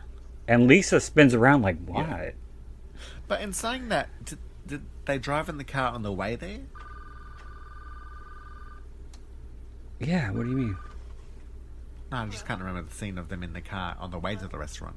No, they don't show. But I'm saying I'm wondering if there was something of them driving back that was cut for time or something. No, but what I was trying to say is that if they didn't have a car scene, maybe they didn't have a scene. You're the one who has all the rules. I love you. I am trying to protect you. Listen, you're the one. But I get what you're saying. Like, it doesn't make sense. It's very filmic where they say, I'll explain in the car, I'll explain when we get there, and then don't talk. A lot of changes that your body's all screwed up chemically, and people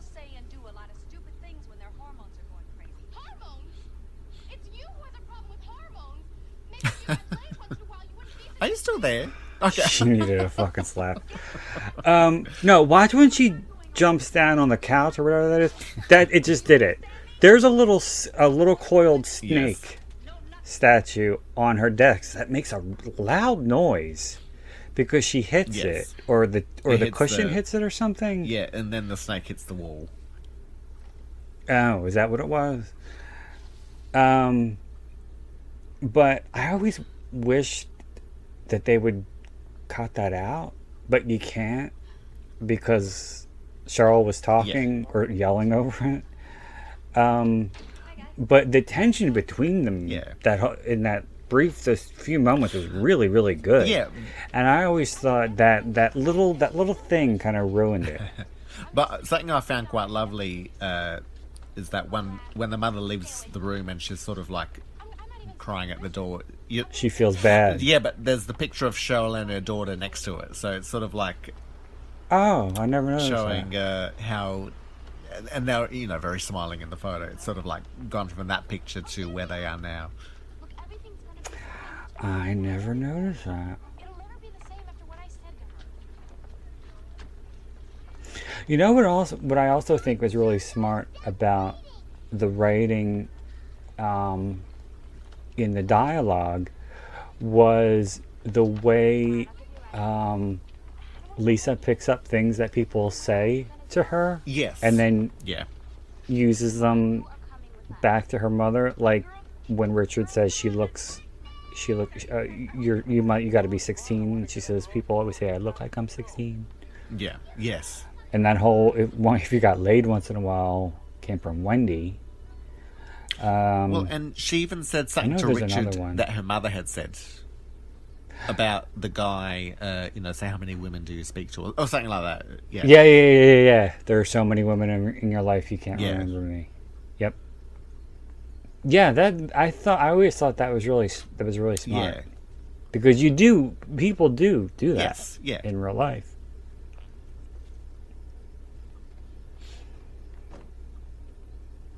And she took the high guy from her mother too. Her mother always said that. And I think she thought that was a way that adults talked to one another, and she was always trying to sound adult on the phone. And to me, it also helped add to why Richard would be could be fooled into thinking the mother is who he is talking to. I don't think it came up, but I thought if he sees Cheryl saying "hi guy" to someone, then it would make sense that that's who he has been talking to the whole time. I don't know if she says that, but she does come in to the store while he's in there talking to the other woman, and I think that was just to confirm that Cheryl was the woman from the restaurant. Yeah.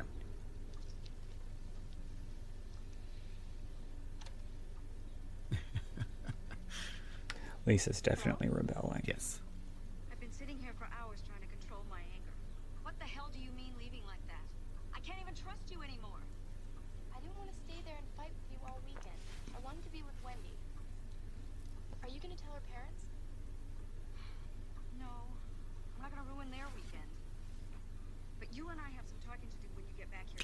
That's what I was trying to hear that, because she says when you come back Saturday, but she's spending the weekend. No, when Jeffrey Tambor invites them initially, he says, we're not staying the whole weekend because my company is having a big party on Saturday. So they left on the Friday after school and they're coming back the next day. All right. Yeah, I guess it was. Well, it might have been Thursday, or I don't know, because it was Easter weekend. So. Oh, yep. Maybe they had an extended weekend. It might have been Thursday or Friday. Did you get Good Friday off? I don't understand. I don't know how far is Big Bear from Los Angeles. I don't know. But they weren't even in Big Bear. That cabin was in Topanga Canyon. Yeah. Well, I've only seen people go to Big Bear in Housewives, so, and I have no idea how far it is. This would annoy me. Like, this would fuck me right. And, like, I don't know how I would react if I were to get into my car and find someone's been in there through the night. That's creepy. Yeah. And he's the only character in the whole movie who smokes. Yes. Because it's bad. I'm joking. If this were made today, guess what? It's trying to quit. R rating. Right away. I do like how he gets progressively creepier and creepier. And once you see him Yeah, on because the he's hunt, playing with her like a cat with a mouse. One night, Ralphie thought it'd be cute to sneak out of bed and join them. Well, I think he's enjoying it more because he saw it as her toying with him, and now it's his turn. Yeah. So I think he's relishing this It's a bit of more payback. than he's ever relished. Yeah. Because the other women were just randos. And I mean, even her not recognizing him at the restaurant, Because they were ashamed of us because I didn't have a dad. And he so she could have had seen us as like a bit of talk to us. So toying. all we've ever had for family is each other.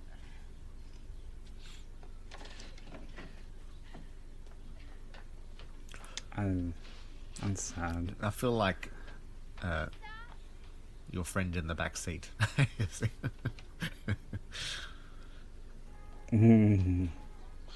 what did I walk into?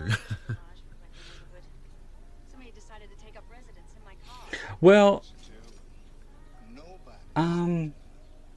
for a movie like this, I mean, well, you got Jeffrey Tambor, who was, very accomplished and seasoned actor, but for a movie like this, you really do have a lot of talent, on screen. But I always thought that when he asked if her parents passed away, he did a little stutter, like, should I be asking her this? Yeah. Because he goes, are they passed away? And that's what makes her fly off the handle a little bit.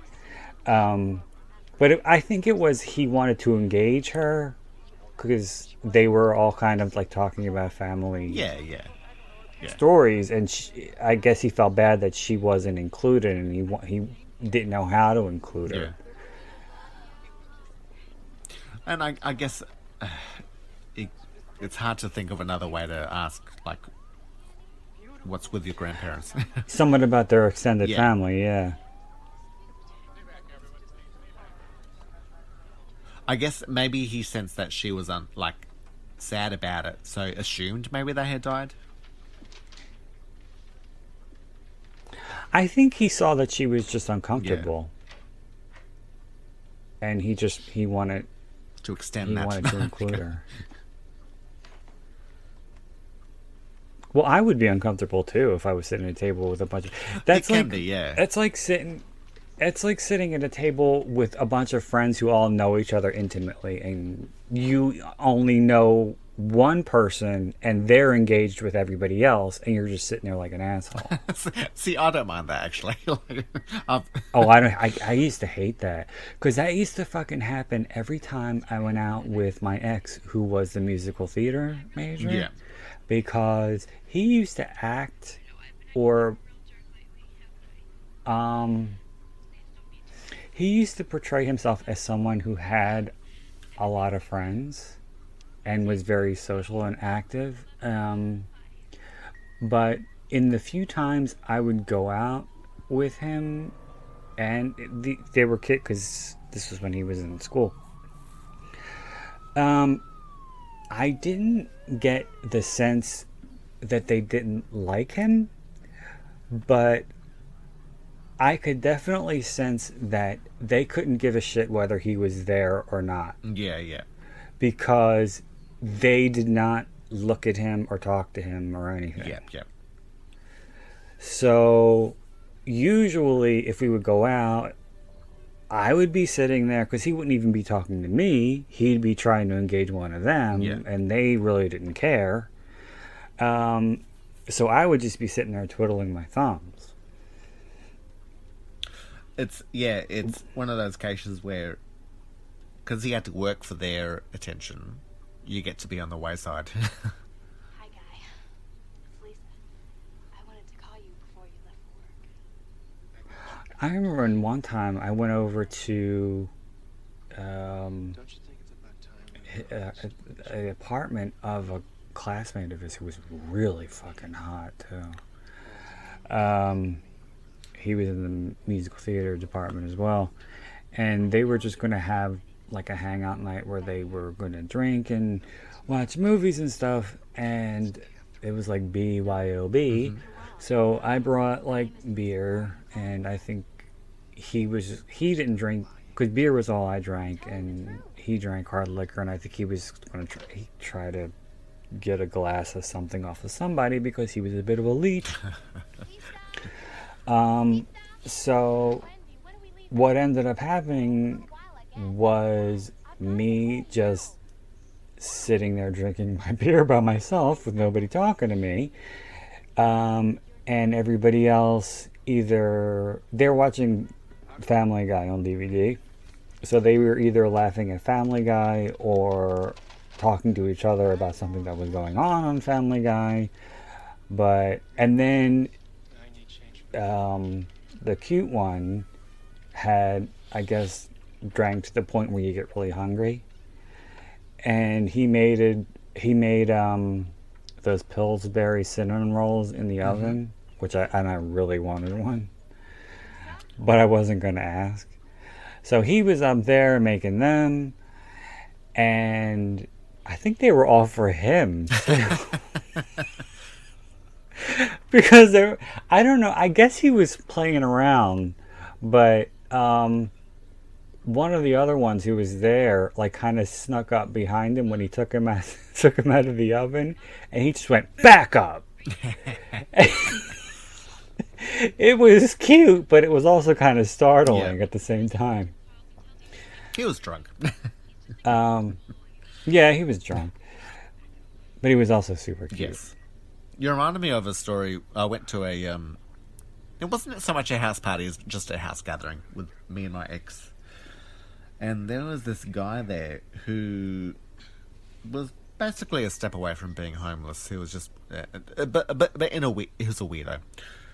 And I felt bad because every time my ex would light up his cigarette, this guy would suddenly be there and say, "Oh, yes, please." And that was his way of taking us. And every time, it was just... my ex couldn't hide, and, like, he would just be found. The lighter would come out, and suddenly this leech would be there.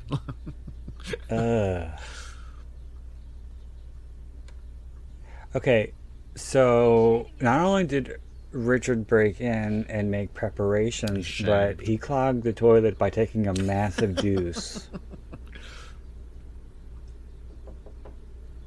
I feel that the crystal door handles are out of place.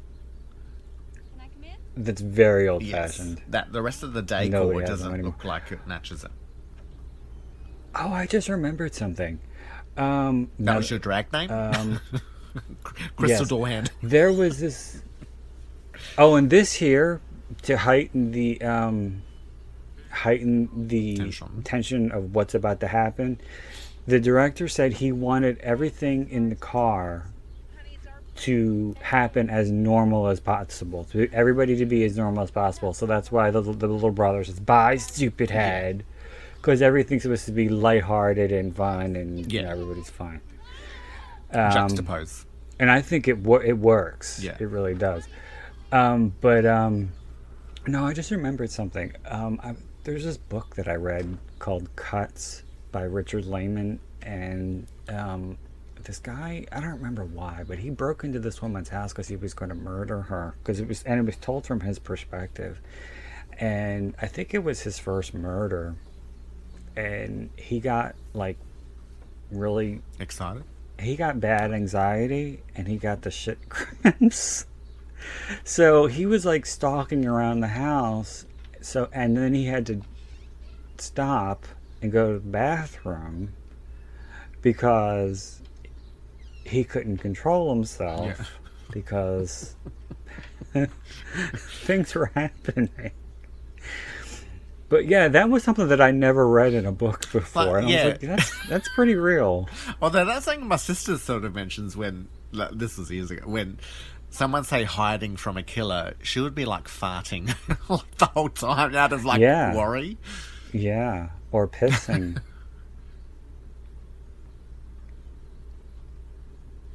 This is nasty how he uses Catherine's head to club Lisa.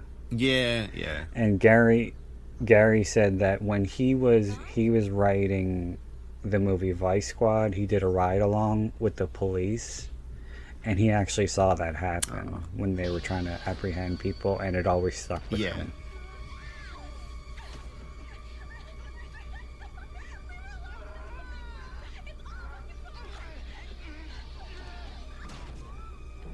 He really fucking threw her.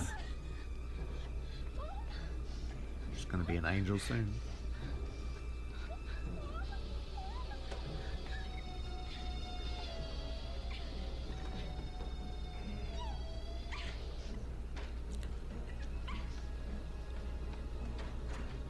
I just think this whole sequence, from when she comes to the door and through the door, it's staged and blocked so perfectly. And that he knew exactly where he wanted the camera to be, where he wanted them to be. You could tell that he really, really knew what he was doing. Because everything in this whole sequence works so well. And that's why I love it so much.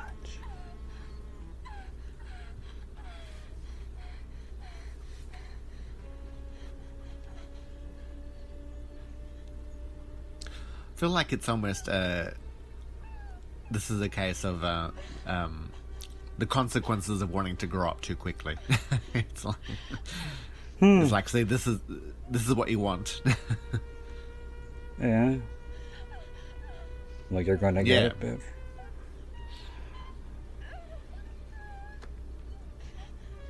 I'm glad that they kind of fought back a bit better than other victims do. That was Well, no, I mean, Catherine wasn't going to let anything happen to Lisa. Are you fucking crazy? But Gary was very, very proud of the. I don't know what it was. I mean, he tried to explain it, but it was like, I don't quite follow what you're saying.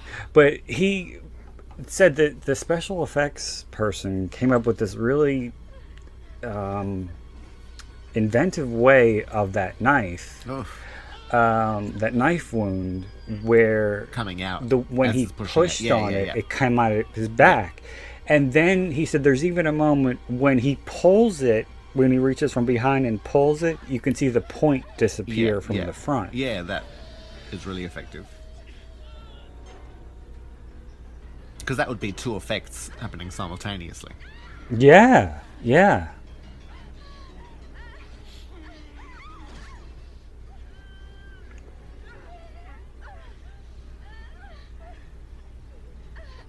Oh. I thought it was hilarious when he got affected by the mace and he was like trying to keep his eyes open. Oh, wait, my favorite part. Oh, I get the fucking chills every time I see this. You took out my phone. Oh.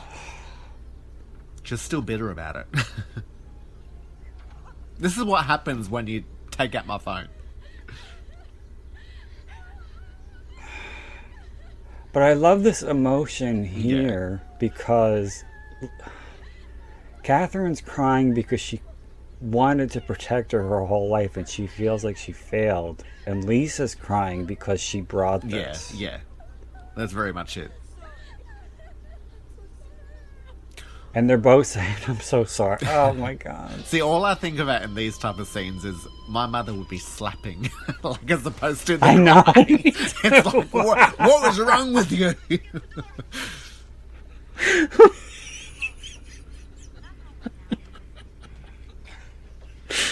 Oh my This God. is what you get when you call strangers up.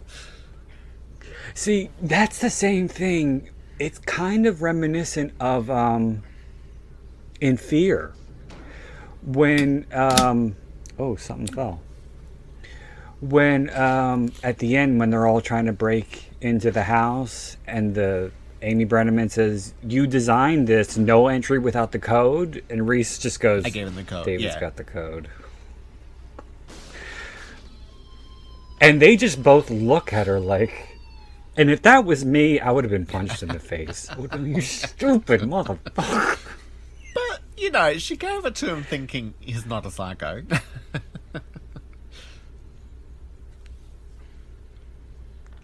This was really smart. Yes. Too. To completely trash the room. I remember just one of my co-workers years ago, someone broke into our house and then set her underwear on fire. Like, Oh. so, and it was weird. Like, she had to, like, they found the people and she had to go to court, and their defense lawyer was trying to suggest that, I guess it goes into motive, like, he was trying to say that she had sort of trashed her own room and then they lit up her clothes. Whereas, obviously what had happened is they had taken her clothes out and set it on fire. So I just found it weird that, like, it would have been a lesser crime had she left the clothes out and they lit it up. So Wait, let me say this. Opportunity. He had prosthetics on his eyes to make them look swollen, and they were really uncomfortable. And he really couldn't see Yes. without pulling his eye. Which like worked that. well. Yeah. It is very effective. On your mother. And she said, Richard, no. Yes. Now, my mother would not have waited for him to hit the ground. Before, My mother like, would have taking been it back like, to you you." knew this motherfucker? He would have been midair, Yes. and I would have gotten slapped. He would have crashed your fall. I would have landed before him. Okay. Oh, I also wanted to say. Now we Here's the did slap. talk about Sorry. we did talk about, people saying, like in Colobus, how they said, we totally ripped off Argento and shit like that. Yep. Well, I wrote a book called Payphone, and I completely ripped off the whole sequence with the answering machine. In the book, the protagonist is jarred out of bed by the killer, and he fucks her up a bit, and she does something to temporarily incapacitate him. So she kind of crawls out of the bedroom into the living room, and while she's in the dark and while she's feeling her way, she knocks over the answering machine, and it just keeps playing the messages. Yeah. So I totally ripped that off.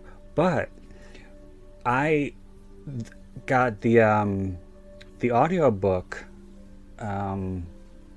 Oh fuck! What was his name? Mallet. Shit.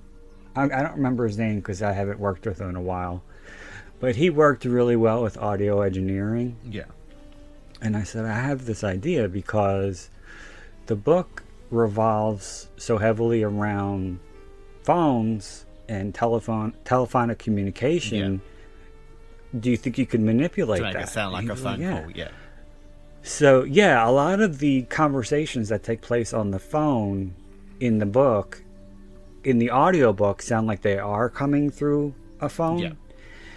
And during the scene with the answering machine, every time somebody who had left a message would get cut off, he would cut it off with a beep. Yeah. It came out really, really well. Yeah, good. So yeah, check out Payphone by me. Yes.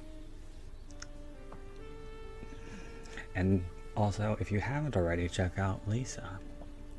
Check out everything. Check out it, all of it. Yes. Mm-hmm. All of it.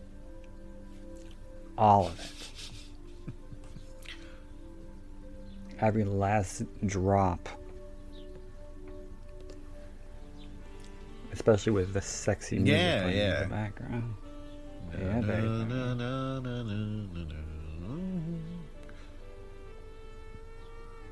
Although the song... And Joe Renzetti's... Sorry, you go. Joe Renzetti's scores for the for Frankenhooker especially, there's a lot of horns in it. Okay. But they're used in a totally different way. Yeah. It's not sexy at all.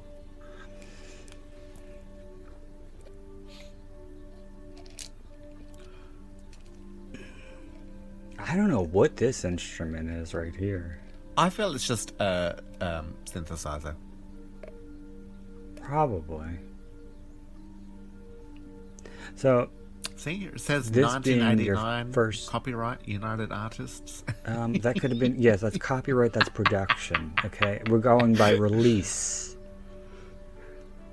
Just like with Body of Evidence.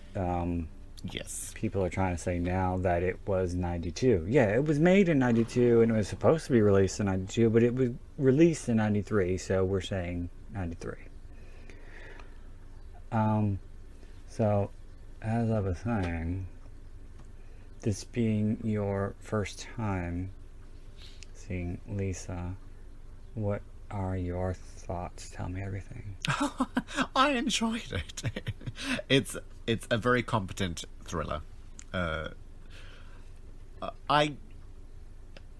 think if the only thing I might have wanted was Wendy being in more peril. I think because I don't really like her. I don't know why. Well, she's a polarizing character because she's the kind of character either you really like her and you think she's funny, or you think she's annoying. Well, I think what it was is because she got with Lisa's the guy that she liked. I'm surprised that they didn't know that. No, she didn't. No, she didn't. No, she didn't. No, but the guy that Lisa liked invited Wendy out. That's why she was crying at the event or whatever. What was that all about? No. The guy that Wendy liked asked Wendy out, and the guy, he had a friend who wanted to take Lisa out. So they were going to go on a double date. And Lisa was crying because she knew that her mother wasn't going to let her. Oh my God. I'm embarrassed that I didn't grasp that. Well, yeah, it was pretty in your face. I mean, but okay. the one thing I didn't like that that Wendy did was when Lisa is in rebellious mode and she says, "To hell with my mom, I want to hang out with you guys," and she's gonna go, meet up with this kid who originally wanted to take her out, and then Wendy says, "You can't. He already asked Casey," and then you see him with another girl. Yeah. It's a himbo. So if Wendy was really a friend, Wendy would have been like, I gotta go. I had plans with Lisa or something. I wouldn't have let Lisa go off by herself. Yeah. If Wendy is her best friend. Yeah. Like bros before hoes, but the female version. Yes, I just heard that the other day. Now I don't remember what they call Chicks it. before dicks. No, there's another one that's less crass. Vag before Madge. I heard it on Jeopardy, so Ah, okay. it wasn't chicks before dicks. Vulvas before fellas. Yeah, that's exactly what it was. It might have been something that rhymes with fellas. What rhymes with fellas? Bellas? Mellas, bellas, kellas, jellas. There's Bellas. No. Girls before hurls. Yes, girls before hurls. Oh, sisters before misters. Oh, yeah. Okay. Stupid. I was about to think like sisses before jizzes.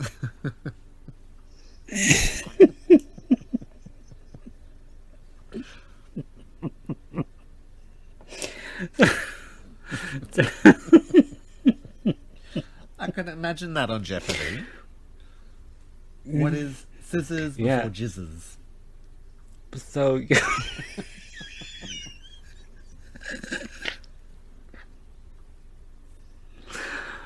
but you're assuming that women enjoy that. Scissoring? Is that what you said? Well, yes.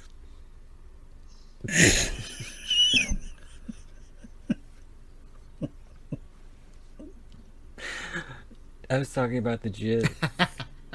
I was thinking about that the other day. How there was a woman who's allergic to it. I was like, oh, how can that be a case? Ugh. She's allergic to There was a sperm or something. fucking. I think that was probably just her way of getting out of. Well, certain and then I was things. thinking, oh, I wonder if you would test that. You know, if you'd put a bit of your jizz in like a soup and then so and then... I think she was probably lying. No, but ugh. There's this woman who called in on Howard Stern all the time, and she professed her love for all things semen. So much so that she was pretty much branded Debbie the Cum Lady, God. like on the first phone call. And yeah, she would go into detail about how much she loved to blow guys and how much semen she enjoyed eating, and sometimes she would freeze it. Oh my God. And she would pretty much suck any dick anytime. And they set up a meeting with one of the grossest, most disgusting people who was one of the regulars. High Pitch Eric. Yeah. You know High Pitch Eric? But like the name reminds you of Ross Matthews, so let's just pretend it's him. Oh, it's worse. Because, Ross just sounds like a woman. High Pitch Eric sounds like a man doing a really bad impression of a woman, like, in those drag comedies Yep. of the 80s. That kind of voice.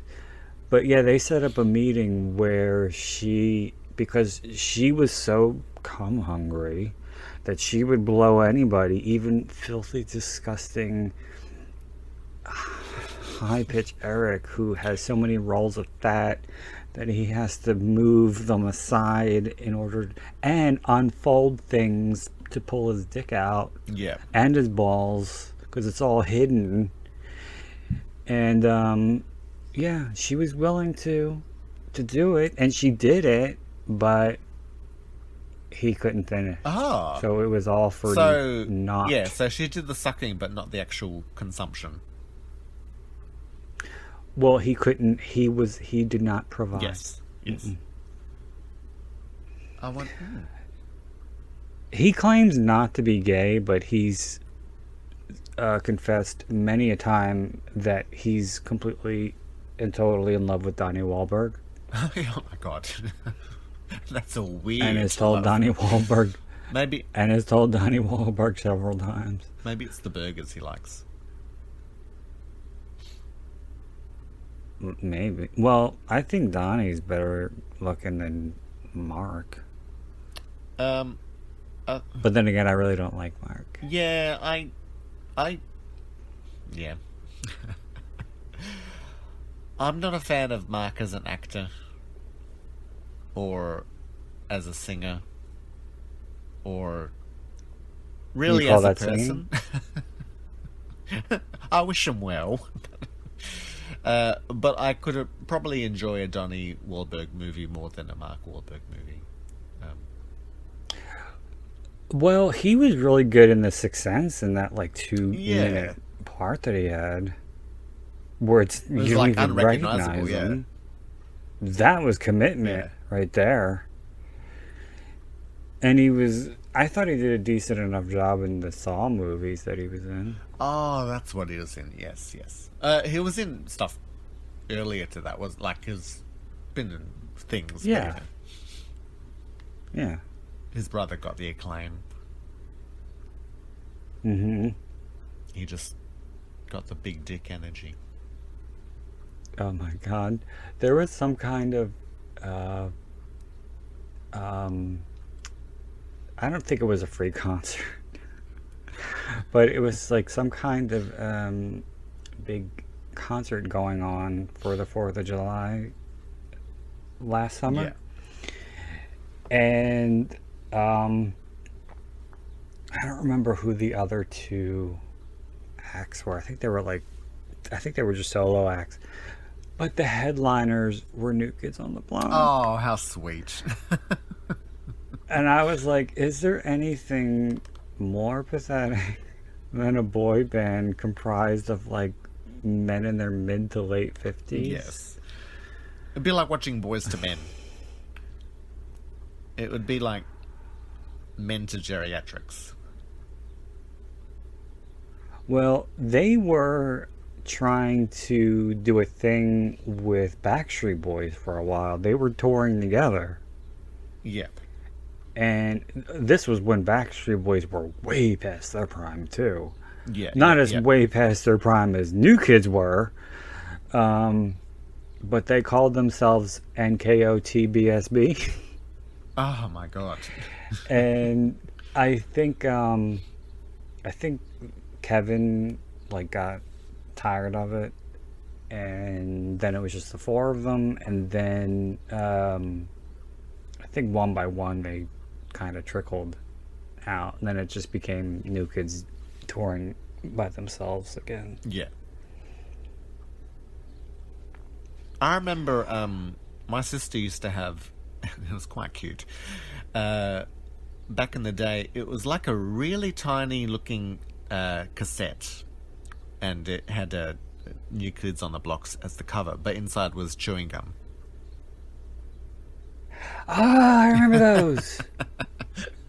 And she kept the cassette for a while, and it's gone now, obviously, but it was... I think they had them for like Debbie Gibson and Yes, Tiffany there and was, shit there was too a few at that different time. bands that they had, but yeah, I thought it was a cute idea. Yeah. Well, they later in the 90s they had those with CDs. Oh, I don't remember that. Oh. So, well, and they were like riffs on real band names. So it was like ZZ Pop. Oh, okay. So basically, and with fake artwork, and then it was a real CD jewel case, and when you opened it up, it was Like a disc. yeah, but a chewy. It was Yeah. bubble gum in the shape of a CD. Actually, I think I do remember And that then- now. Yes. And then after you ate the gum, you were just stuck with a fucking jewel case. It's like, what am I going to do with this? A jewel case with no CD. Yeah. Better than a Jules CD. She was good way back when. Her first record was good. Yeah. Actually, At the time. I used to be able to play Foolish Games on the piano. Foolish Games is a good Yeah. song.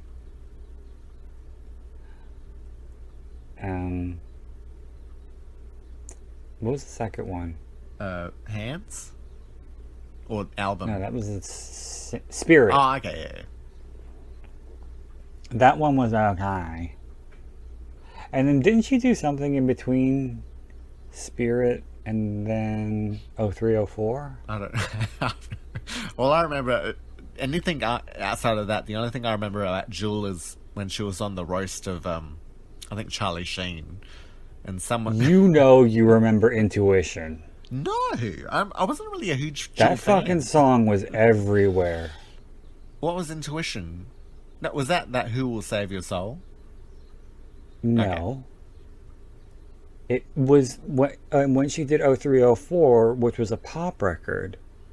And Oh, yeah, it's vaguely coming into my memory. Yeah, but I don't remember it. she got she wrote about it in her book. She got a big endorsement deal from the Razor Intuition because they wanted her to write a song to go with the ads. Yes, yeah. And she wrote 10 different songs called Intuition. Yeah. And they chose the one that they liked the most, and that one ended up on the record. Yeah. So I always thought that was Jewel selling out. Yeah. It's like one day she's living in a van and like, yeah, I'm proud of it. I lived in a van. I lived on the street. By the river. I'm from Alaska, bitch. She was living in a van down by the river. Yeah. And then she got that Razor money. Yeah. And then, completely. Oh. I had no idea I was sitting this close to the microphone. It's probably going to sound like one of Jewel's records. We should do an episode where it's ACMR or whatever. Oh. I was thinking of doing an episode where we just bullshit. I thought we did that all the time.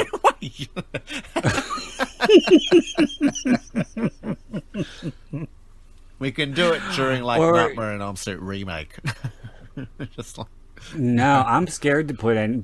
Well, not so much with the podcasting platforms, but if I do anything with Freddy, it's automatically taken down from YouTube.